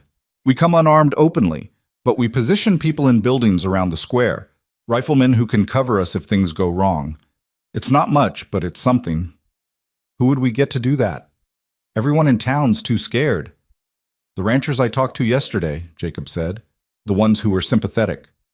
They might be willing to take that risk if they can do it from concealment. They've got their own grievances with Silas. This might be their chance too. They spent the remaining hours preparing. Jacob rode out again, taking back routes and avoiding checkpoints, reaching the two sympathetic ranchers and explaining the plan. Both agreed to position themselves in buildings overlooking the town square. It wasn't an army, just two men with rifles, but it was better than nothing. Ruth and Dr. Boone worked on what they'd say, how they'd frame the accusations. It needed to be specific, documented, damning. They compiled a list of names, victims, witnesses, people who disappeared or died suspiciously, added dates where they could, details that could be verified, built a case in words since they didn't have one in legal authority. Wyatt checked his gun one more time, even though he wouldn't be carrying it openly. He tucked a small Derringer in his boot, a backup weapon that might be missed in a quick search. It held 2 shots, not enough to fight his way out of anything, but enough to make a last stand if it came to that. As the sun moved toward the western horizon, painting Black Hollow in shades of orange and red, they gathered in Ruth's kitchen one final time. This is probably the end, Dr. Boone said quietly. I think we should acknowledge that. Silas has been planning this confrontation all day. He'll have thought through every contingency. Our chances of walking away from that square are close to 0. Probably, Wyatt agreed. So why are we doing this? Because the alternative is living as the kind of people who don't, Ruth said. I'm 63 years old. I've lived a good life. If it ends tonight standing up to a bastard like Silas Crow, that's not the worst way to go. I've got no family left, Jacob added. Nothing to lose except time, and at my age that time's not worth much anyway. Might as well spend it doing something that matters. Dr. Boone nodded slowly. I've been complicit for too long, fixed the damage while ignoring the cause. Maybe tonight I can finally do something useful. They looked at Wyatt, waiting for his contribution. I came to Black Hollow to buy cattle, he said. Instead, I found a town that had forgotten how to fight for itself. Maybe we lose tonight. Probably we do. But at least Black Hollow will remember that someone tried. Someone stood when it mattered. That has to mean something. At 5:45, they left the boarding house, walked through the streets of Black Hollow openly, their heads up, their steps steady. People watched from windows and doorways, faces pale and frightened. No one spoke. No one offered support. But they watched. That was something. The town square was the open space at the center of Black Hollow, surrounded by buildings on 3 sides and open to the main street on the 4th. Normally it hosted market days and community gatherings. Tonight it was staging ground for an execution. Silas waited in the center, surrounded by at least 20 armed men. He'd set up a makeshift platform using wooden crates, elevating himself above the crowd. Elena sat on the ground beside the platform, her hands bound, her face bruised worse than before. She'd been beaten again. Recently. Around the square's perimeter, townspeople had gathered. Maybe 50 people, standing in small clusters, keeping their distance from Silas's men. They looked terrified but curious, drawn by the promise of violence the way people always were. Wyatt and his small group stopped at the edge of the square. Silas smiled down at them, the expression of a cat that had just cornered a mouse. Mr. Sterling, so glad you could join us. And you brought friends. How touching. Silas's voice carried across the square, pitched for the crowd. Did you bring what I asked for? Your surrender? Your weapons? We came to talk, Wyatt said, his voice equally loud. To give you a chance to answer for what you've done. Silas laughed. Answer for what? Being a successful rancher? Building a prosperous business? Maintaining order in a lawless territory? Answer for murder, for assault, for 15 years of terror and corruption. Wyatt pulled out the document they'd prepared, held it up so everyone could see. We've compiled a list, names, dates, witnesses. Rosa Hernandez, disappeared 1879. Margaret Dawson, disappeared 1881. Sheriff Walsh, found dead 1871 after investigating you. Elena Voss, beaten repeatedly throughout your marriage. Should I continue? The crowd stirred, whispers starting. Silas's smile never wavered, but something in his eyes went cold and flat. That's quite an accusation, he said softly. You have proof of any of this? We have witnesses. We have documentation. We have Elena, who can testify to years of abuse. You have nothing. Silas's voice cracked like a whip. You have hearsay and speculation from desperate people trying to avoid consequences for their own actions. Elena is a disturbed woman who tried to run away from her responsibilities. The others you mentioned? Accidents and tragedies, nothing more. 15 tragedies? All connected to you? I'm a prominent man in a dangerous territory. People die on the frontier, Sterling. That's not murder, that's life. Dr. Boone stepped forward. I've treated the injuries, documented them. Broken bones, internal bleeding, trauma consistent with sustained physical abuse. That's not life, that's criminal assault. That's a doctor seeing what he wants to see to justify his friend's criminal behavior, Silas countered smoothly. And speaking of criminal behavior, let's discuss yours, shall we? Breaking and entering, kidnapping, conspiracy, interference with legal law enforcement. That's me, in case you forgot. I have deputization papers signed by the county sheriff, which means you, all of you, are currently in violation of territorial law. He was good. Wyatt had to give him that. Silas was reframing everything, controlling the narrative, making himself the victim and them the criminals. And the crowd was listening, uncertain, unable to tell truth from manipulation. Where's the sheriff now? Ruth called out. If you're acting in legal capacity, where's the man who gave you that authority? Silas gestured, and the sheriff emerged from behind a building. He looked drunk or drugged or both, barely able to walk straight. Two of Silas's men supported him, held him upright. Sheriff Harris, do you confirm that I'm acting under proper deputization? The sheriff mumbled something that might have been yes. It was pathetic, a travesty of legal authority, but technically it checked the box Silas needed checked. There you have it, Silas announced.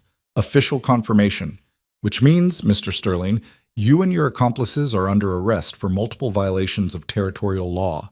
You'll be held pending trial, and if convicted, you'll hang. Nice and legal. Everything by the book. His men started moving forward, forming a circle around Wyatt's group. This was it, the trap closing. They were about to be taken prisoner, separated, probably killed quietly before any trial could happen. Wyatt saw Elena trying to catch his eye, trying to tell him something. Her hands were bound, but her fingers were moving, pointing to something behind him, at the edge of the square. He glanced back carefully and felt his heart skip. More people had arrived. Not Silas's men. Regular townspeople, emerging from buildings and alleys. A dozen, then 2 dozen, then more. They weren't armed, weren't moving aggressively, just standing there, watching, bearing witness. And among them, Wyatt spotted the mail coach driver, Jeremiah, still in town. He nodded once at Wyatt, a tiny gesture. The letter had gotten through. He'd sent it. Now he'd come back to see what happened. You've got quite an audience, Silas, Wyatt called out. All these people watching you arrest unarmed citizens for the crime of speaking truth. Must make you feel powerful. They're watching justice being served, Silas replied, but there was an edge in his voice now. He'd noticed the growing crowd, too. This wasn't what he'd planned. He'd wanted a quick, brutal lesson with minimal witnesses. Instead, he was getting a public spectacle. Justice? Jacob stepped forward, his voice stronger than Wyatt had ever heard it. My daughter's fiancé died because he witnessed you beating a man half to death. That's not justice. That's murder. He was trampled by horses.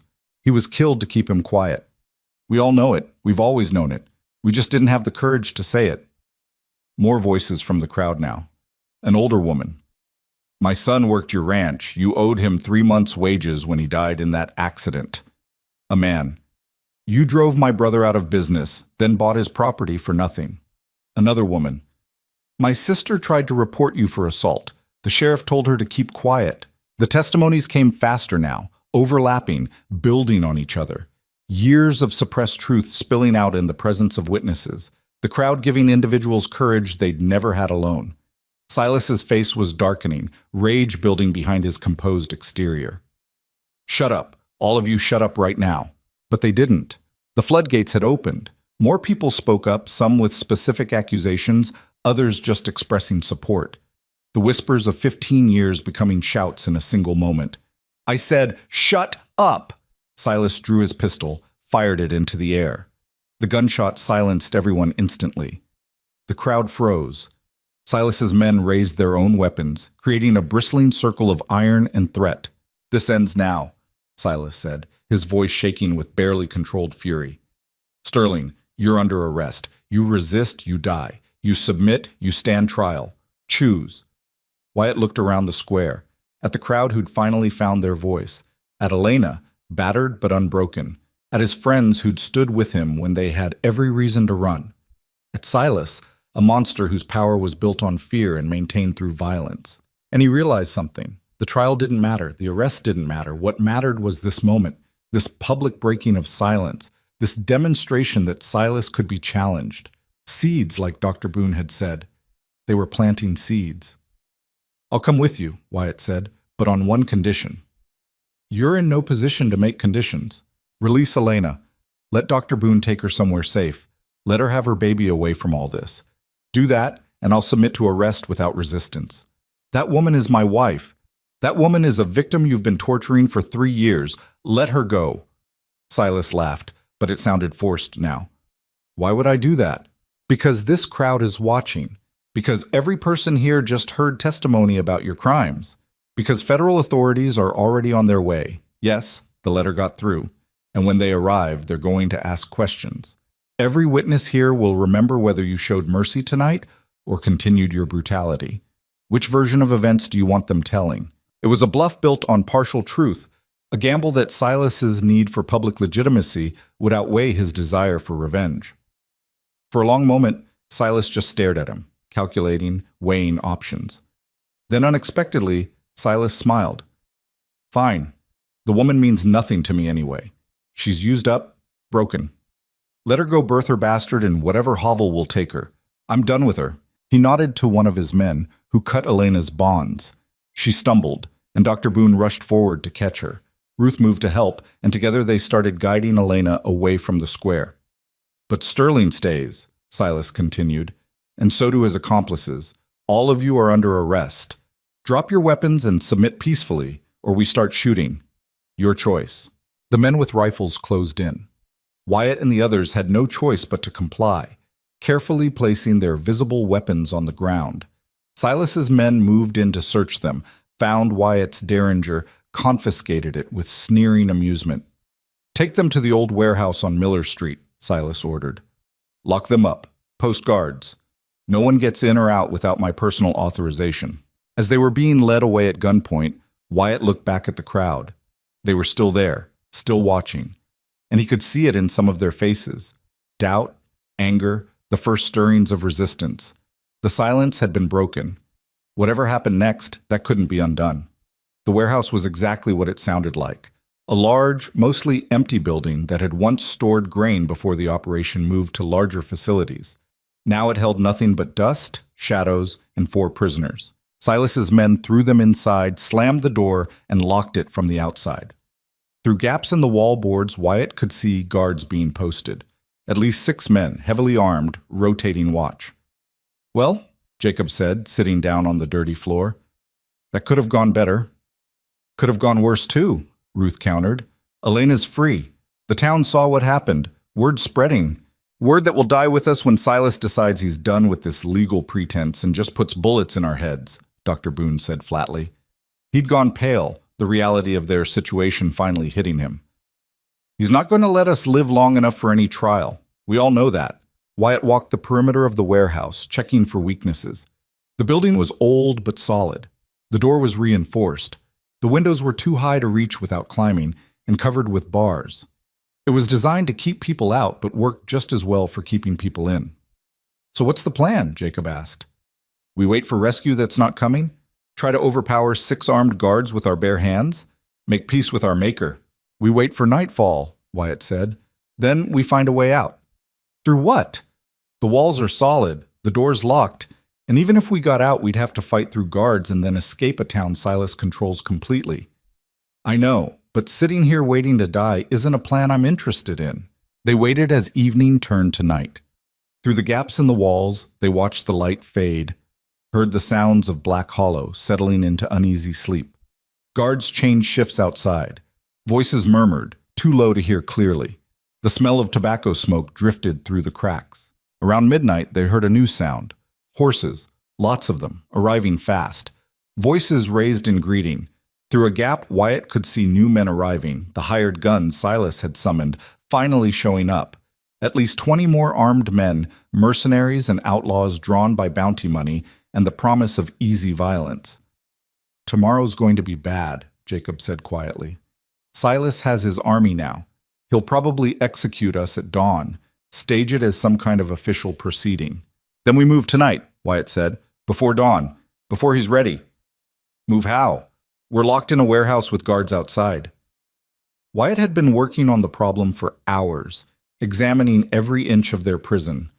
The building was solid, but old. Years of settling had created gaps in the floorboards, and beneath those floorboards was earth, soft earth. We dig, he said. Dig? With what? Wyatt pulled off his belt, showed them the metal buckle. With this. With our hands. With whatever we can find. We tunnel under the wall, come up outside the guard perimeter. That'll take hours, maybe days. Then we better start now. It was desperate, probably impossible, but it was something. They cleared a spot in the corner farthest from the door, pried up floorboards as quietly as they could, and started digging. The earth was hard-packed, but not impossible to break through. They took turns, working in shifts, muffling the sounds as best they could. Hours passed. Their hands were bleeding, their muscles screaming, but slowly, painfully, a tunnel began to form. Not big, barely wide enough for a man to crawl through, but it was progress. Hope measured in handfuls of dirt. By 4 a.m, they'd dug maybe 6 feet, not enough to clear the building's foundation, let alone reach beyond the guards. But it was a start, and starts could become escapes if you were desperate enough. Then, without warning, the warehouse door slammed open. Silas stood there, flanked by armed men, holding a lantern that cast harsh shadows across his face. He looked at the disturbed floor, at their dirt-covered hands and faces, and smiled. Going somewhere, Sterling? Wyatt got to his feet slowly, dirt falling from his hands, every muscle in his body screaming from hours of digging. The lantern light made Silas's shadow stretch across the warehouse floor like something demonic, all elongated limbs and distorted angles. Thought you'd tunnel out like rats, Silas said, stepping into the warehouse. His men fanned out behind him, rifles pointed at the prisoners. Got to admit, I'm almost impressed. Most men in your position would have just sat there crying and praying, but you actually tried something. Why are you here? Wyatt asked. His voice came out hoarse, his throat dry from hours of breathing dust. Come to gloat before the execution? Execution? Silas laughed. Oh, Sterling, you misunderstand. I'm not going to execute you. That would make you a martyr. Give people something to rally around. No, I've got something much better planned. He gestured, and his men moved forward, grabbing Wyatt and the others, dragging them out of the warehouse. The pre-dawn air was cold, sharp enough to sting lungs. The street was empty except for Silas's men, maybe 30 of them now, the hired guns mixed with his regular ranch hands. All armed, all watching with the dead-eyed stare of men who'd long ago stopped caring about right and wrong. Where are you taking us? Ruth demanded, struggling against the hands that held her. To witness the consequences of your actions, Silas replied. He was in a good mood, Wyatt realized, almost jovial. That was worse than rage. Men like Silas were most dangerous when they were enjoying themselves. They were marched through Black Hollow's dark streets, past buildings where families slept or pretended to sleep, past the empty town square, past the boarding house where this had all started. Finally, they stopped in front of a small house at the edge of town. Wyatt recognized it immediately. Dr. Boone's office and home. Lights were on inside. Shadows moved behind the curtains. Elena's in there, Wyatt said, understanding flooding through him. "You bastard! You said you'd let her go!" "I said Dr. Boone could take her somewhere safe. I never said I wouldn't visit." Silas walked up to the door, knocked politely. "Dr. Boone, oh wait, he's right here with us." "Well, I'll just let myself in then." He kicked the door open. The crash of splintering wood echoed through the quiet street. Inside, Elena sat in a chair near the fireplace, a blanket wrapped around her shoulders. She looked up as Silas entered, and the fear that flooded her face was visceral, total. Beside her, Ruth's elderly boarder, the woman who'd left yesterday, stood protectively, holding a fire poker like a weapon. "Please," the old woman said, her voice shaking. "She's with child. She's injured. Leave her be." "Get out," Silas said calmly. "This doesn't concern you." "I won't leave her alone with you." Silas didn't argue. He just nodded to one of his men, who grabbed the old woman and dragged her outside, throwing her roughly into the street. She landed hard, crying out in pain. "Anyone else want to play hero?" Silas asked the room. No one else was there. Just Elena, alone and trapped. "Silas, please," Elena said, and Wyatt hated hearing that pleading tone in her voice, hated that she'd been broken down so thoroughly that begging was her first instinct. "I'll do whatever you want. Just don't hurt anyone else. This is between us." "Oh, it stopped being between us when you ran. When you made me look weak in front of my own town." Silas walked slowly toward her, his boots heavy on the wooden floor. "You know what happens to wives who embarrass their husbands, Elena. We've had this conversation before." Outside, Wyatt struggled against the men holding him. "Crow, you want someone to hurt me. Leave her alone." "Why would I do that? Hurting her hurts you more. You care about her, don't you, Sterling? Thought you could save her, make yourself feel better about whatever failures haunt you at night. Well, watch what happens to the people you try to save." Silas grabbed Elena by the hair, yanked her to her feet. She screamed, one hand going to his wrist, the other protective over her swollen belly. "Stop!" Dr. Boone shouted, finding his voice. "She's pregnant. The baby—" "The baby that's probably not even mine? You think I care about that?" Silas's voice was rising now, the calm facade cracking to reveal the rage underneath. "I gave her everything, a home, a name, a place in this territory, and she repays me by whoring around, getting pregnant, and trying to run. I never—" Elena tried to speak, but Silas backhanded her across the face, the sound sharp and ugly in the small room. That was when Wyatt stopped thinking strategically and just moved. He slammed his head backward into the face of the man holding him, felt cartilage crunch, felt the grip loosen. He spun, drove his elbow into another man's throat, grabbed the rifle from his hands as he fell choking. For about 3 seconds, Wyatt was free and armed. Then something hit him from behind, a rifle butt to the kidneys that sent white-hot pain exploding through his body. He went down hard, the weapon torn from his hands. "Hold him," Silas ordered calmly, "and if he tries that again, break his legs." Rough hands hauled Wyatt upright, held him so tightly he could barely breathe. Through watering eyes, he saw Silas turn back to Elena, saw her huddled on the floor, blood running from her nose. "You see, Sterling, this is what happens. You made her think she could defy me, made her think some rich stranger would actually protect her. But here we are, right back where we started. Her on the floor, me in control, and you powerless to stop any of it."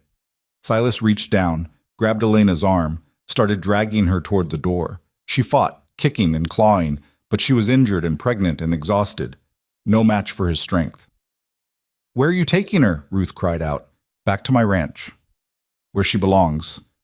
Where she'll stay until that baby's born, and then—" Silas shrugged. "Accidents happen during childbirth, tragic but common, especially for women in poor health. He was going to kill her, not today, not in front of witnesses, but soon, as soon as he could make it look natural. Wyatt could see it in his eyes, hear it in the casual way he discussed her death. "You won't get away with this," Jacob said, his old voice strong. "People saw what happened in the square. They heard the testimony. Federal authorities are coming." "Federal authorities?" Silas laughed. "You mean the letter your friend tried to slip to the mail driver? The one my men found when they searched his coach before letting him leave town? That letter?" The bottom dropped out of Wyatt's stomach. The letter hadn't gotten through. Their last hope, their final attempt at calling for help, had been intercepted. Jeremiah cooperated very quickly once we explained his options, Silas continued. Gave up the letter, told us everything about your little plan. He's on his way to the next town now, with strict instructions to forget everything he saw here. And the letter? I burned it. So no, Mr. Holt, no federal authorities are coming. No one's coming. You're alone, you've lost, and now you get to watch the consequences. He dragged Elena to the door. She was crying now, struggling weakly, looking back at Wyatt with desperate eyes. Let her go! Wyatt roared, fighting against his captors. Crow, you coward! Fight me yourself, not her! Me! You're not worth fighting, Sterling. You're just an object lesson, a demonstration of what happens to outsiders who interfere in Black Hollow's business. Silas reached the doorway, paused. But don't worry, you'll have plenty of time to think about your failures. I'm not killing you today. I'm letting you live with the knowledge that Elena's death is your fault. That every person who suffered because you stirred up false hope, that's on you. He pulled Elena outside. Two of his men grabbed her from him, started dragging her toward horses tied nearby. And that was when the night exploded into chaos. Gunfire erupted from multiple directions, not the scattered shots of a skirmish, but concentrated rifle fire from concealed positions. Two of Silas's men went down immediately, blood blooming on their chests. The others scattered, diving for cover, returning fire blindly into the darkness. Wyatt felt the hands holding him loosen as his captors reached for their weapons. He drove backward, breaking free, grabbed a fallen rifle, and rolled behind a water trough. More gunfire. The hired guns who'd been standing in loose formation were now pinned down, taking fire from at least 3 different directions. Someone had set up an ambush, had waited for exactly this moment. Through the confusion and gun smoke, Wyatt saw Jacob and Ruth and Dr. Boone breaking free, scrambling for cover. Saw Elena being dragged toward the horses, still held by 2 of Silas's men. Saw Silas himself drawing his pistol, firing at shadows. Fall back, Silas shouted. Get to the ranch. Move! His men started retreating in disorder, some carrying wounded, others just running. The ambushers kept up steady fire, not giving them time to regroup. It was professional, coordinated, not townspeople who'd suddenly found courage. This was something else. Wyatt aimed at the men holding Elena, squeezed the trigger. The rifle kicked against his shoulder. One of the men went down, clutching his leg. Elena wrenched free from the other, stumbled, and fell. Wyatt ran toward her, covering the distance in seconds that felt like hours. Bullets snapped through the air around him. Something tugged at his coat sleeve, a near miss. He reached Elena, grabbed her, started pulling her toward the cover of Dr. Boone's house. Go, go, go! Someone shouted from the darkness. A familiar voice, but Wyatt couldn't place it through the chaos. They made it to the house, crashed through the already open door. Inside, Dr. Boone was frantically gathering medical supplies. Ruth had found a rifle somewhere, was standing by a window, firing methodically at fleeing targets. Who's shooting? Wyatt gasped, trying to catch his breath. Who set up the ambush? I did. Wyatt spun. A woman stood in the doorway, silhouetted against the pre-dawn light. She was maybe 40, dressed in riding clothes, carrying a Winchester rifle with the ease of someone who knew how to use it. Behind her, Wyatt could see men taking up defensive positions, ranchers from the look of them, the neighbors Jacob had mentioned. Who are you? Wyatt asked. My name is Vivian Crow, the woman said, stepping into the light. Silas's first wife, the one everyone thinks is dead. The silence that followed was broken only by the distant sound of horses. Silas's men retreating, regrouping, preparing for a second assault. You're supposed to be missing, Dr. Boone said, staring at her like she was a ghost. Silas said you went back east 15 years ago. Silas said a lot of things, most of them lies. Vivian moved to the window, looked out at the street where bodies lay and gun smoke still hung in the air. He tried to kill me in 1881, beat me, strangled me, left me for dead in a ravine. But I survived, barely. Took me 2 years to recover, another year to build a case, and 10 more years to get anyone to listen. A case, Wyatt said, against Silas, for attempted murder, fraud, theft. Turns out the ranch he built his empire on? He stole it, forged documents, murdered the real owner, took everything. Vivian's voice was hard, emotionless.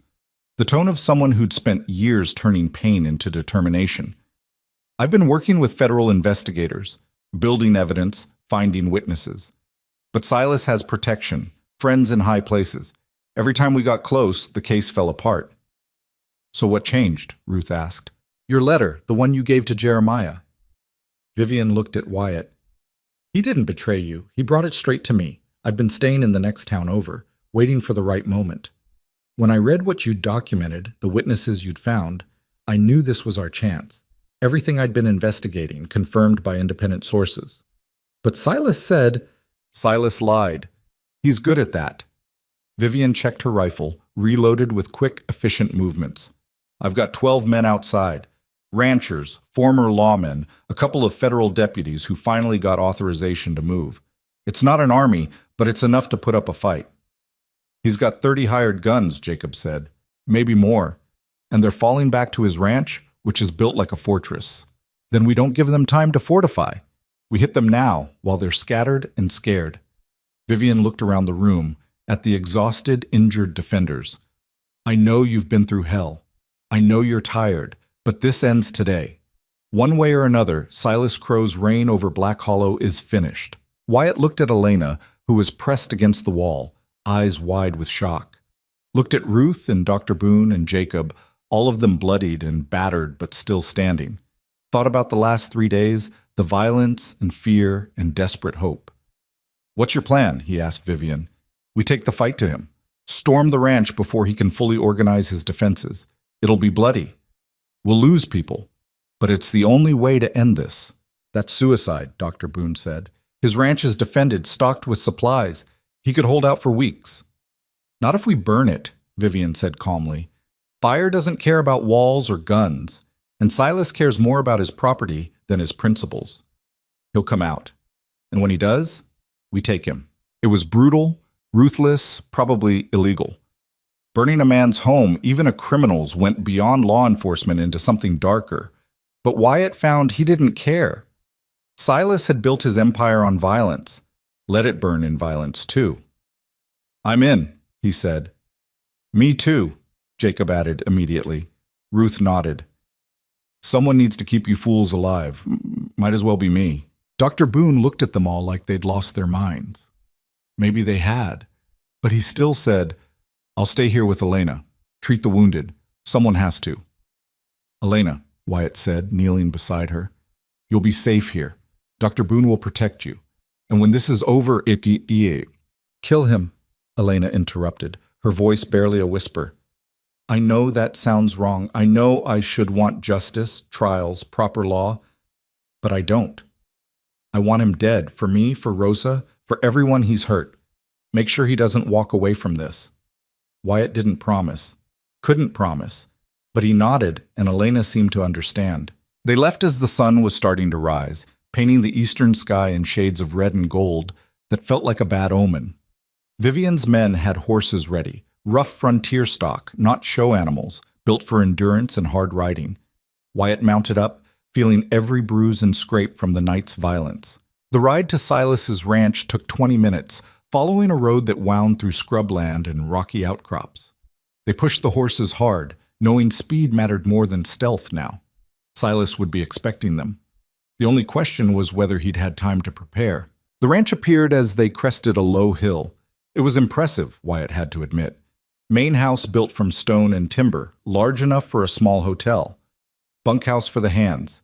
Barn, stables, storage buildings. Corrals holding quality horses. The kind of spread that represented real wealth, built over years, and all of it soaked in blood and misery. There, Vivian pointed.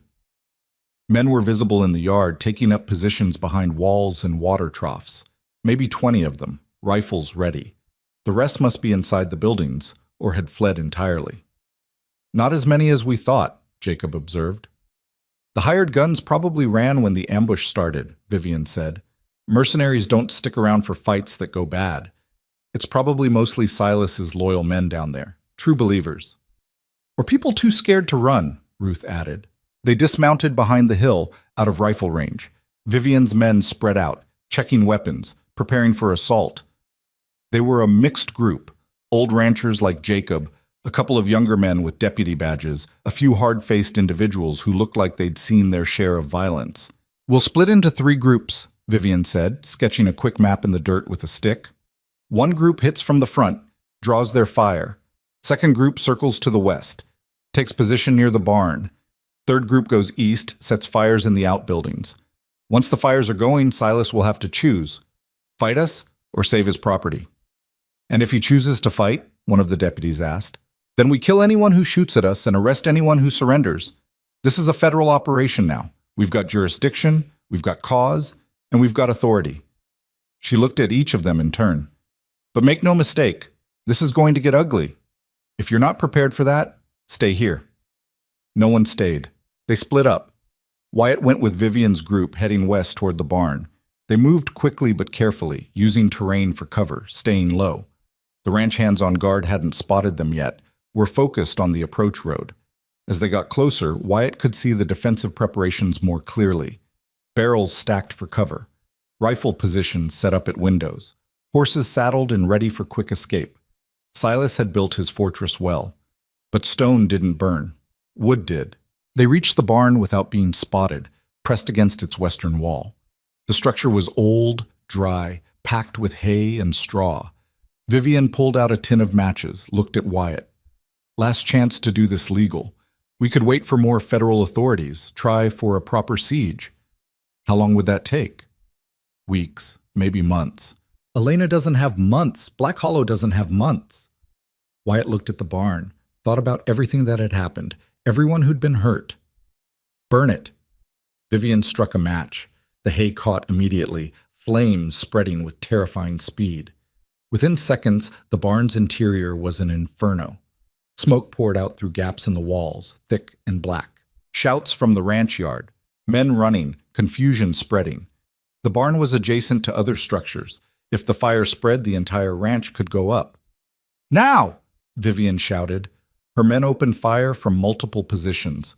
The ambush strategy again, catching Silas's forces while they were distracted. Men went down, others scrambled for cover. Return fire was scattered, uncoordinated.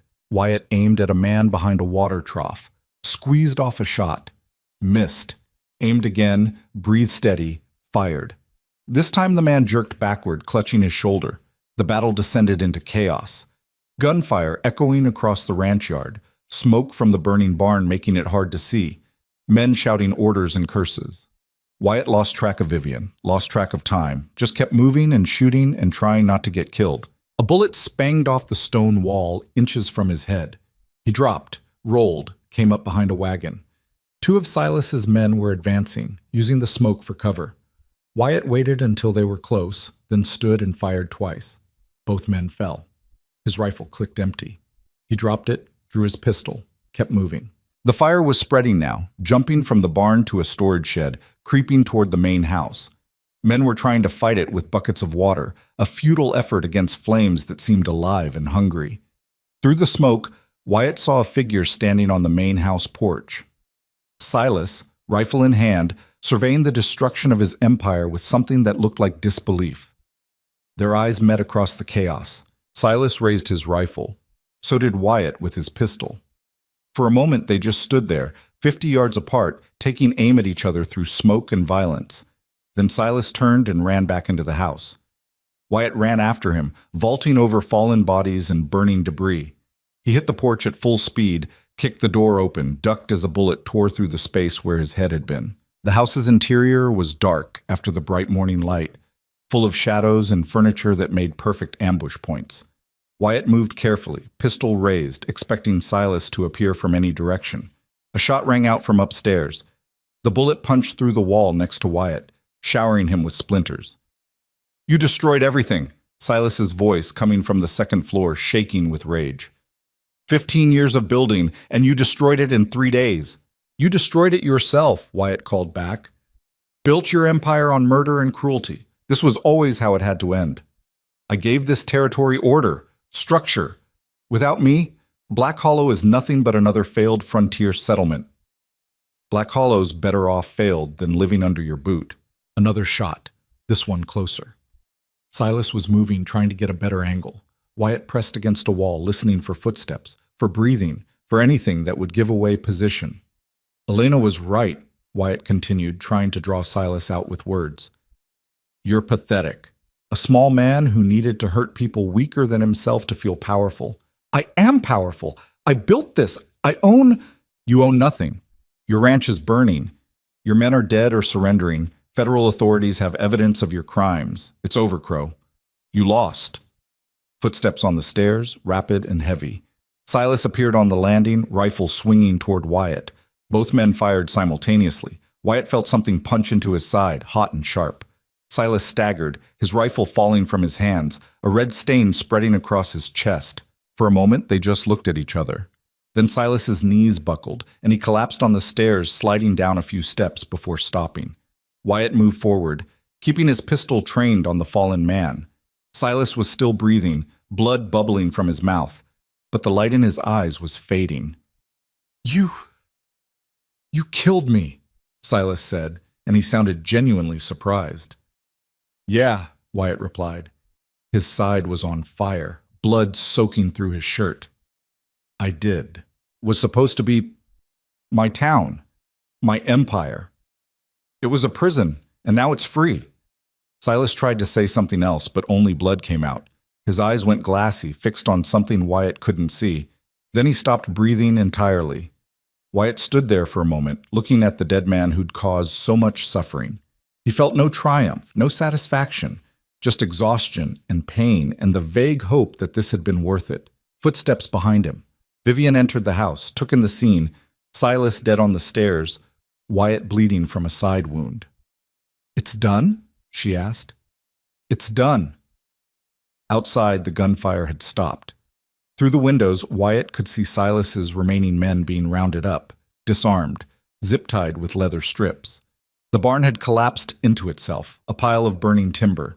The fire hadn't spread to the main house after all. Some of Vivian's men had contained it, created a firebreak. We need to get you to a doctor, Vivian said, moving to support Wyatt as he swayed. Dr. Boone's back in town. With Elena. Then that's where we're going. The ride back to Black Hollow was a blur of pain and exhaustion. Wyatt slumped in the saddle, only vaguely aware of Ruth and Jacob flanking him, keeping him upright. His shirt was soaked with blood. His vision kept swimming in and out of focus. They reached Dr. Boone's office to find a crowd gathered outside. Townspeople, dozens of them, standing in the street. When they saw Vivian and Wyatt and the others returning, a murmur went through the crowd. Silas? Someone called out. Dead, Vivian announced, along with his power over this town. It's over. The murmur became something louder. Not quite cheering, too much had been lost for celebration, but relief, clear and palpable. People had been holding their breath for 15 years. Finally, they could exhale. Dr. Boone met them at the door, took one look at Wyatt, and cursed. Get him inside, now. They carried Wyatt to the examination table. The doctor cut away his shirt, probed the wound with gentle but firm fingers. Bullet went through clean, missed vital organs. You're lucky, Sterling. Few inches to the left and we'd be planning a funeral. How's Elena? Wyatt managed to ask through gritted teeth. She's resting. The stress triggered early contractions, but they've stopped. She and the baby are stable. Dr. Boone started cleaning the wound, and Wyatt hissed at the sting of alcohol. She kept asking about you. Wanted to know if you were alive. Tell her it's over. Silas is dead. She's safe. Tell her yourself. She's in the next room. It took 2 hours for Dr. Boone to patch Wyatt up properly. Cleaning, stitching, bandaging. By the time he was done, Wyatt felt like he'd been stomped by a horse. Everything hurt. His side throbbed with every breath. His hands were still raw from digging in the warehouse. His body was one massive bruise. But he was alive. They all were somehow. Against odds that should have killed them multiple times over. He limped into the next room where Elena lay in a narrow bed. She looked fragile, her face pale except for the purple bruises. But when she saw him, something in her expression softened. You came back, she said. Of course I did. Silas? Dead. He won't hurt you again. Won't hurt anyone again. Elena closed her eyes, tears leaking from beneath her lids. Not sad tears, something else. Release, maybe. The kind of crying that came when pressure you'd been holding for years finally broke. Wyatt sat in a chair beside the bed, his own exhaustion catching up with him. They didn't talk. Didn't need to. just sat together in silence while Black Hollow slowly woke up to its first day of freedom in 15 years. Outside, the sun climbed higher in the sky. Federal deputies were processing prisoners, taking statements, beginning the official investigation. Vivian was coordinating with them, providing the evidence she'd spent a decade gathering. The wheels of justice, slow and imperfect, finally starting to turn. Ruth and Jacob found Wyatt an hour later, both looking as exhausted as he felt. "Town's in shock," Ruth said, sitting down with a heavy sigh. "Half of them can't believe Silas is really gone. The other half don't know what to do without him. He controlled everything for so long, people forgot how to make decisions for themselves." "They'll remember," Wyatt said. "It'll take time, but they'll remember." "What about you?" Jacob asked. "You staying or heading back to Iron Ridge?" It was a good question. Wyatt had a ranch to run, a business to manage, a life waiting for him beyond Black Hollow. He'd done what he came to do. More than he came to do. He could leave with clear conscience, knowing he'd made a difference. But when he looked at Elena sleeping in the next room, at Ruth and Jacob who'd stood with him when they had no reason to, at Black Hollow visible through the window, still learning how to breathe free, he found he wasn't ready to leave just yet. "I'll stay a while," he said. "Make sure things settle properly. Help however I can." Ruth smiled. "Figured you'd say that. You're a terrible businessman, Sterling. Any sensible cattle baron would have left days ago." "Yeah, well, never claimed to be sensible." They sat together as morning turned to afternoon, three exhausted people who'd somehow survived a war. Outside, Black Hollow began the long, difficult work of healing from 15 years of violence. It wouldn't be easy. The scars ran deep. But at least now, for the first time in far too long, people could heal without fear. Vivian came by around sunset, looking official and competent in a way that suggested she'd done this before. "Federal investigation is moving forward. We've got enough evidence to charge Silas posthumously with at least 8 murders, multiple assaults, fraud, conspiracy. It'll be months before the paperwork's done, but Black Hollow's officially free of his legal grip." "What happens to his ranch?" Wyatt asked. "Goes into receivership, eventually auctioned off to pay debts and restitution to victims. Elena will get a settlement from the estate. She's entitled to it as his widow." "She won't want it. She's earned it," Vivian said firmly. 3 years of hell? She's owed something. Whether she keeps it or gives it away is her choice. That night, Wyatt stood outside Dr. Boone's office, looking up at stars that seemed brighter than before. Maybe because the smoke had finally cleared. Maybe because fear wasn't choking the air anymore. He thought about Caroline, about the 6 years he'd spent mourning her by building an empire that meant nothing. Thought about how close he'd come to riding past Black Hollow entirely, to never hearing Elena's screams, to leaving this town to suffer under Silas's rule. He hadn't saved Caroline. Couldn't save her. Fever had taken her and no amount of money or power could have stopped it. But he'd saved Elena, saved Ruth and Jacob and Dr. Boone. Saved Black Hollow, in a way. Not perfectly, not without cost, but saved them nonetheless. Maybe that was enough. Maybe redemption wasn't about erasing past failures. Maybe it was about showing up when it mattered, standing when others couldn't, refusing to let cruelty win just because fighting it was hard. The door opened behind him. Elena stood there, wrapped in a blanket, moving carefully. She shouldn't have been up, but Wyatt didn't tell her that. Just made space for her to stand beside him. "Dr. Boone says the baby's strong," she said quietly. "Says we both might actually survive this." "You're stronger than you think." "I didn't feel strong. Not when Silas was dragging me away. Not when I thought he'd won. Strength isn't about never being afraid. It's about asking for help when you need it. You did that. The rest followed." They stood in comfortable silence, watching Black Hollow settle into its first peaceful night in years. "What will you do?" Elena asked. "After you leave, I mean. Go back to your cattle empire?" "Eventually. But not yet. Figure I'll stick around a while. Make sure you and the baby have what you need. Help the town get back on its feet." "That's not your responsibility." "Maybe not. But I'm making it my responsibility anyway." Elena nodded slowly. "Thank you, Mr. Sterling, for everything. For seeing me as worth saving." "You are worth saving. Every person in this town is. Sometimes it just takes an outsider to remind people of that." Above them, stars wheeled in the vast frontier sky, indifferent and eternal. Below, Black Hollow breathed easier, wounded but alive, beginning the slow transformation from prison to home. And somewhere in that space between darkness and dawn, between violence and peace, between what was and what could be, hope took root. It was fragile. It was uncertain, but it was real. And sometimes that was enough. The weeks that followed Silas's death moved with the strange, disjointed rhythm of a town learning to live without fear. Some days felt almost normal. Businesses opened, children played in streets, people went about their routines. Other days, the weight of 15 years came crashing down, and Black Hollow seemed to collectively hold its breath, waiting for the violence to return. But it didn't return. Silas was buried in an unmarked grave outside town, attended only by the federal deputies who needed to document his death officially. No one mourned. No one pretended to. His ranch sat empty for 3 weeks before the territorial court appointed receivers to manage the property and livestock. His hired guns had scattered to wherever men like that went when their paycheck disappeared. Most of his loyal ranch hands found work elsewhere or left the territory entirely. Black Hollow exhaled slowly, like a person who'd been underwater too long finally breaking the surface. Wyatt stayed. He told himself it was temporary, just until Elena had her baby, just until the federal investigation wrapped up, just until the town found its footing. But weeks turned into a month, and he was still there, living in Ruth's boarding house, helping where he could. His wound healed slowly.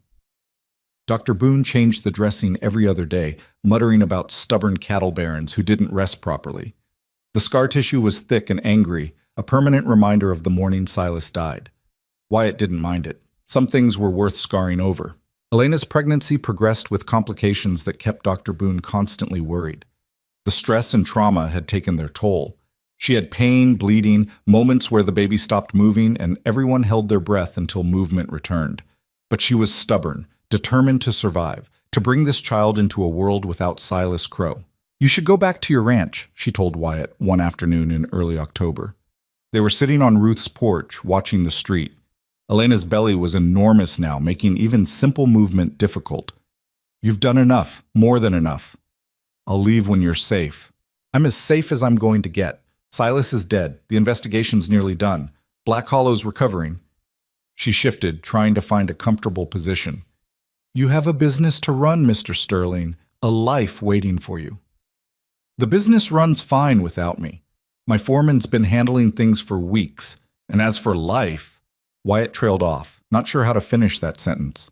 Elena looked at him with knowing eyes. "You're trying to fix something that happened a long time ago. Something that can't be fixed by staying here. Is it that obvious?" "To anyone paying attention, yes." She smiled slightly. "Your wife, the one who died. You think saving me makes up for not saving her?" Wyatt was quiet for a long moment. "Maybe. It doesn't work that way. Grief doesn't balance like accounting. You can't credit one life against another and call yourself square. I know that. Logically, I know that." He rubbed his face, tired. "But being here, helping you in this town, it's the first time in 6 years I've felt like what I'm doing matters. Back at Iron Ridge, I'm just making money. Here, I'm making a difference?" "Something like that." Elena reached over, touched his hand briefly. "You made a difference. Past tense. You freed a town, killed a monster, gave people hope. That's done. Complete. Whatever debt you think you owe to your wife's memory, you've paid it. Now you have to decide what you actually want, not what you think you should want." Before Wyatt could respond, Ruth came out onto the porch, wiping flour from her hands.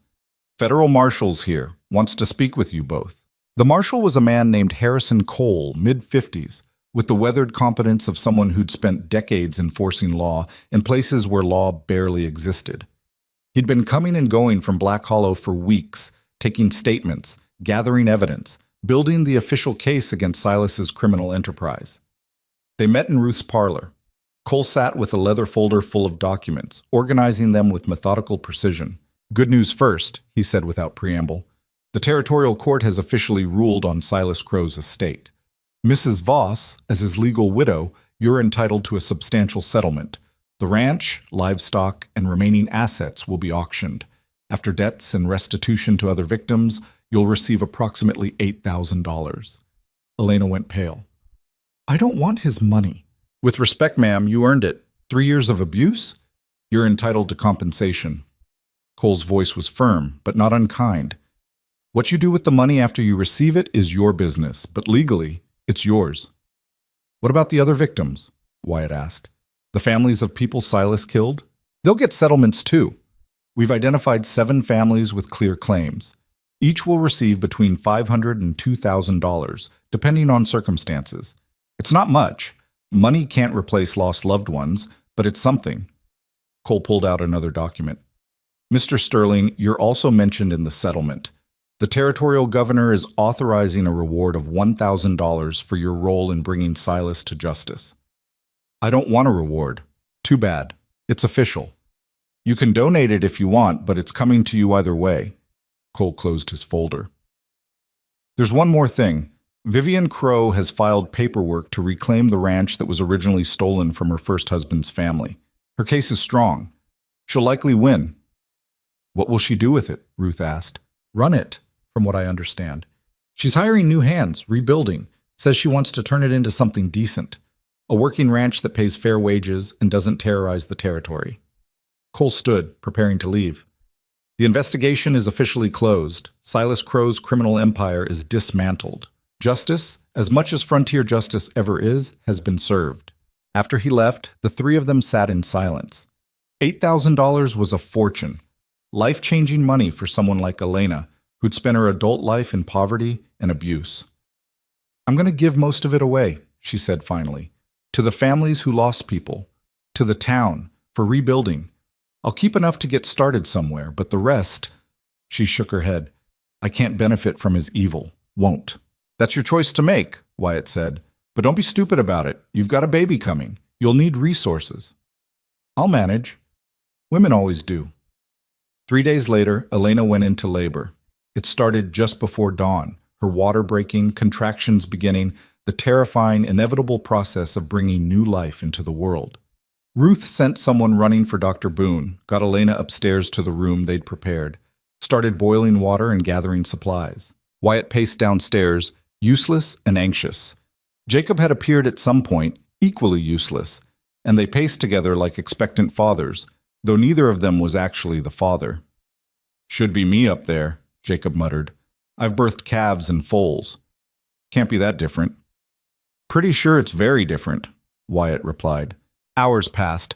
Upstairs they could hear Elena's screams, raw, primal sounds that made Wyatt's stomach clench with sympathetic pain. Dr. Boone's voice, calm and steady, giving instructions. Ruth's responses, efficient and practical. Then, around 3 in the afternoon, a different sound.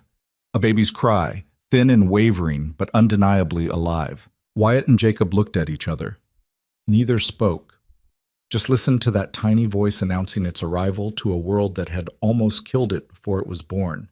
Ruth appeared at the top of the stairs, exhausted but smiling.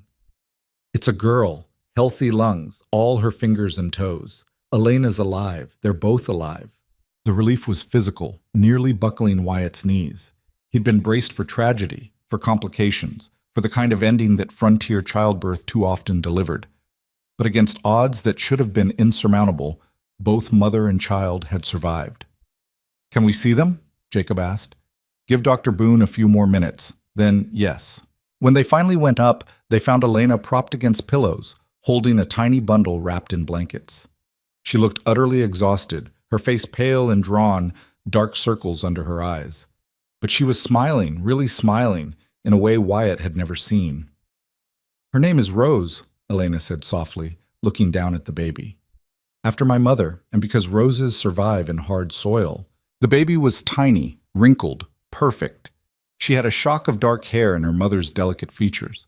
As Wyatt watched, Rose opened her eyes, dark blue, unfocused, and made a small sound that might have been comfort or complaint. She's beautiful, Ruth said, and her voice was thick with emotion. She's alive, Elena replied. That's more than I hoped for. Dr. Boone was packing up his supplies, moving with the careful precision of someone at the end of a long, stressful procedure. Mother and daughter are both stable, but Elena needs rest. Weeks of it. No stress, no heavy lifting, proper nutrition. The trauma she endured during pregnancy, both of them are lucky to have survived. They'll get whatever they need, Wyatt said. I'll make sure of it. That night, as Black Hollow settled into darkness, Wyatt stood outside again, looking at those same indifferent stars. Inside Ruth's boarding house, a newborn baby slept in her mother's arms. Both of them alive. Both of them free. Both of them facing futures that, for the first time in years, held possibility instead of just survival. He thought about what Elena had said, about trying to fix the unfixable, about using her salvation as penance for Caroline's death. Maybe she was right. Maybe he had been doing that unconsciously, using Black Hollow to fill a hole that couldn't be filled. But standing there, knowing Rose was alive, knowing Elena would raise her daughter without fear, Wyatt found he didn't care why he'd stayed. The outcome mattered more than the motivation. The weeks after Rose's birth brought unexpected changes. Elena recovered slowly, her body healing from trauma that went deeper than just childbirth. Ruth hovered like a protective grandmother, making sure Elena ate properly, rested enough, didn't try to do too much too soon. Jacob carved a wooden rattle for Rose, spent hours sitting with Elena just keeping her company. Black Hollow itself was changing too. With Silas gone and his economic stranglehold broken, people started making different choices. A family who'd been planning to leave decided to stay. A young man opened a new store, competing with the old general store that Silas had controlled. The sheriff, the real one, not Silas's puppet, resigned in shame, and the town held an actual election for his replacement. Small changes, incremental, but in the right direction. Vivian Crow came to visit one afternoon in November. She'd taken possession of the ranch, was already making changes, repairing buildings, hiring new hands, establishing fair wages and decent conditions. She looked different than she had the morning of the battle, less haunted, more present. I wanted to thank you, she told Wyatt. They were sitting on Ruth's porch again. It had become his favorite spot, a place to watch the world without being in it. For finishing what I couldn't. For 15 years, I've been trying to stop Silas, to bring him to justice. But it took you, an outsider with no stake in Black Hollow, to actually do it. You provided the evidence, the backup. I just happened to be here when things came to a head. You were here because you chose to be. That matters. Vivian looked out at the street, at people going about their business. The frontier's full of men who look away when they see wrong, who decide it's not their problem, not their fight. You didn't do that. You stood, and you paid the price for standing. The price wasn't that high. I'm still alive. Alive and changed. Can't go through what you went through and come out the same person. She smiled slightly. I know. I've been changed by this for 15 years. Some days I barely recognize the woman I used to be. Do you regret it? The years spent investigating, gathering evidence, waiting for justice? No. Regret implies I had better options. I didn't. Silas tried to kill me. Succeeded in killing the woman I was before. What was I supposed to do? Forget? Move on? Let him keep destroying lives? Vivian shook her head. Some wrongs can't be forgiven, can't be ignored. They have to be answered, even if the answer takes decades. They sat in comfortable silence for a while. Two people who'd fought the same monster through different methods. What will you do now? Vivian asked. Stay in Black Hollow. Return to your ranch.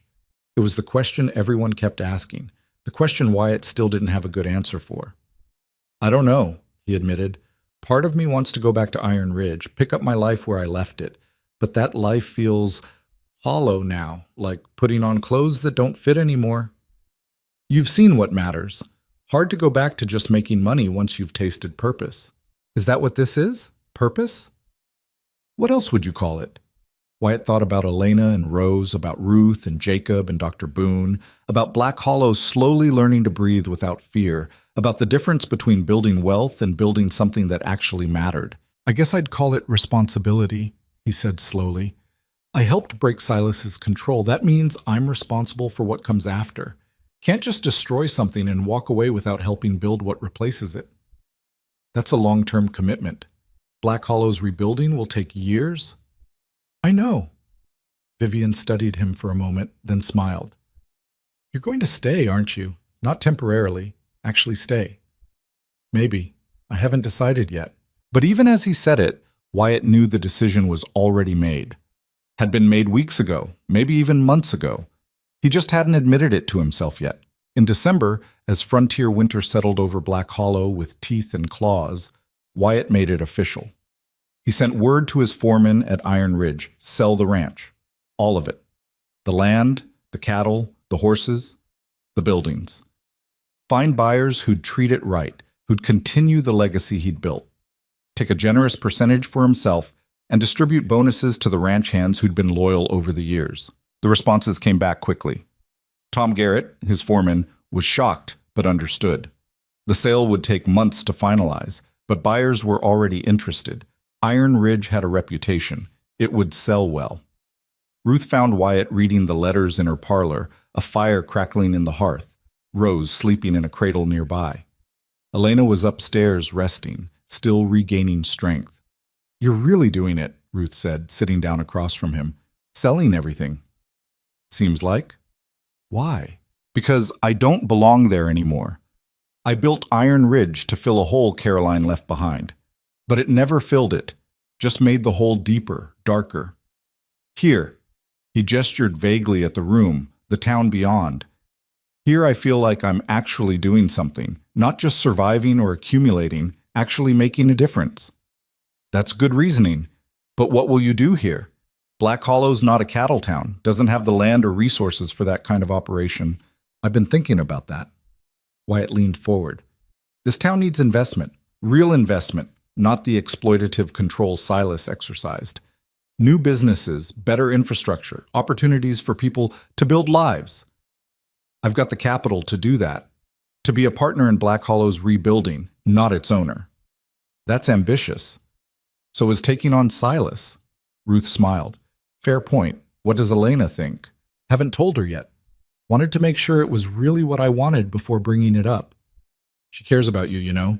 Not romantically. She's too smart to confuse gratitude with love. But she cares. Worries about you making decisions based on guilt instead of genuine desire." "And which is this?" "You tell me." Wyatt looked at the sleeping baby, at the peaceful room, at the life he'd somehow stumbled into. "I think it's both. Guilt and desire all tangled together. But I've learned something these past months. You can't always untangle your motivations perfectly. Sometimes you just have to act on what feels right and trust that the reasons will clarify later. That's surprisingly wise for a cattle baron." "Former cattle baron," Ruth laughed. "Former cattle baron. What should we call you now? Unemployed, an investor, a man who doesn't know what he's doing but is committed to doing it anyway?" "How about friend? That seems most accurate." It was the simplest description and the truest. Wyatt had arrived in Black Hollow as a wealthy outsider. He was staying as something else entirely, something better. Elena came down the stairs slowly, moving carefully, still recovering. She'd filled out slightly since Rose's birth, color returning to her face, but she still looked fragile. Dr. Boone said it would be months before she was fully recovered, if ever. The body kept score of trauma in ways that never fully healed. "Did I hear something about selling your ranch?" she asked, settling into a chair near the fire. "News travels fast. It's a small boarding house, hard to keep secrets." She looked at him steadily. "Why?" "Because I don't want to go back. Because what I built there doesn't matter compared to what's being built here. Because..." He hesitated, then decided honesty was simplest. "Because for the first time in 6 years, I feel like I'm where I'm supposed to be." Elena was quiet for a moment, her hand resting on Rose's cradle, gently rocking. "That's a lot to give up. Your empire, your reputation, your entire life." "My empire was just cattle. My reputation was just money, and my life was just going through motions." Wyatt looked at her directly. "I don't expect anything from you. Want to be clear about that. This isn't about..." "I know what it's not about," Elena interrupted gently. "You're not trying to rescue me anymore. You're trying to rescue yourself." "Is that what I'm doing? Isn't it? You're leaving behind everything that reminds you of failure and loss, starting over in a place where you succeeded, where you made a difference. That's self-rescue. Is that wrong?" "No, it's human. We all want to escape our pain, find places where we feel whole instead of broken." She smiled slightly. "Just don't pretend this is entirely selfless. You're allowed to make choices that benefit you." It was the same conversation from a different angle, and Wyatt realized Elena understood him better than he'd understood himself. She'd spent 3 years surviving Silas by learning to read people, to understand motivations and fears. That skill hadn't disappeared just because Silas had. "So what do you think?" he asked. "Am I making a mistake?" "I think you're making a choice. Whether it's a mistake, you won't know for years.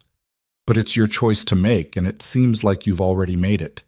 Rose stirred in her cradle, making small sounds. Elena picked her up automatically, the motion already second nature after just weeks of motherhood. The baby settled against her shoulder, eyes closing again. "I'm staying too," Elena said quietly. "In Black Hollow, I mean. Dr. Boone offered me work as his assistant. Not much pay, but steady, and Ruth says Rose and I can stay here as long as we need." "You could do better," Wyatt said. "With your settlement money, you could go anywhere. Start fresh somewhere no one knows your history." "I could. But running away feels like letting Silas win. He wanted me broken, hidden, erased. Staying here, raising my daughter in the town he terrorized, building a life from the ruins of his empire. That's revenge of a sort. The best kind, maybe." Wyatt understood that. They were both choosing to stay in a place that held pain and memory, not despite the difficulty, but because of it. Because easy escape wasn't the same as real healing. Winter deepened, and with it came the slow, necessary work of building something new from Black Hollow's ruins. Wyatt invested in the town carefully, thoughtfully, a loan to help the new general store expand, funding for a proper schoolhouse, partnership with Jacob and 2 other ranchers to establish a cooperative that would give small operators better market access. It wasn't glamorous work. Wasn't the kind of empire building that made legends, but it was real, and it mattered to the people it affected.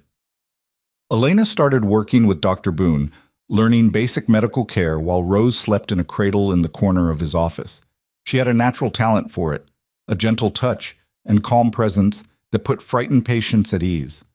Dr. Boone said she'd make a fine nurse someday, maybe even a doctor if she wanted the training. Ruth's boarding house became an unofficial community center, a place where people gathered to discuss town business, share news, work through the complicated process of governing themselves without Silas's iron control. Democracy was messy and frustrating, but it was theirs. Jacob spent his time mentoring younger ranchers, teaching them the skills he'd learned over decades. He seemed younger somehow, energized by having purpose beyond just surviving. By the time spring arrived, Black Hollow looked different. Not physically, buildings were still weathered, streets still muddy, the frontier still brutal. But atmospherically, something had shifted. People walked with their heads up. Businesses stayed open late. Children played loudly instead of quietly. Fear had loosened its grip, and in its absence, life was creeping back in. Wyatt stood on Ruth's porch one evening in April, watching the sunset paint Black Hollow in shades of gold and amber. Elena joined him, Rose balanced on her hip. The baby was bigger now, 4 months old, starting to focus on faces and smile at familiar voices. "You ever regret it?" Elena asked. "Giving up Iron Ridge? The wealth and prestige?" "No, not once." Wyatt took Rose from her, cradled the baby with the awkward confidence of someone still learning. Rose grabbed his finger, held on tight. "I had wealth and prestige for 6 years, made me miserable. This..." He gestured at the town with his free hand. "This makes me feel useful." "Useful is underrated," Elena agreed. "Most people chase success or happiness, but useful, that's harder to find." They stood together, watching Black Hollow settle into evening. Smoke rose from chimneys. Lamplight glowed in windows. Somewhere down the street, someone was playing a fiddle, the music cheerful and slightly off-key. "I've been thinking," Elena said after a while, "about the future, about what Rose should know about where she came from." "What have you decided?" Rose made a bubbling sound, seemed pleased with herself. Wyatt handed her back to Elena, watched mother and daughter together. They looked healthy now, both of them, the worst of the trauma receding into memory. "I heard you're planning to build a new house," Elena said, "on the edge of town. Word travels fast." "Small town, small boarding house," she smiled, "where everyone knows everyone's business. I need somewhere permanent. Can't live in Ruth's parlor forever." Wyatt had purchased land from the town, a small plot with a view of the hills. Nothing grand, just a solid frontier house. A place to call home. Construction starts next month. That's good. You should have a home. So should you. I'd have been meaning to talk to you about that. Wyatt had been working on this for weeks, arranging details, making sure everything was proper and legal. Your settlement money from Silas's estate, the $8,000. I've set up a trust. Elena frowned. A trust? For Rose. The full amount, invested properly, will grow.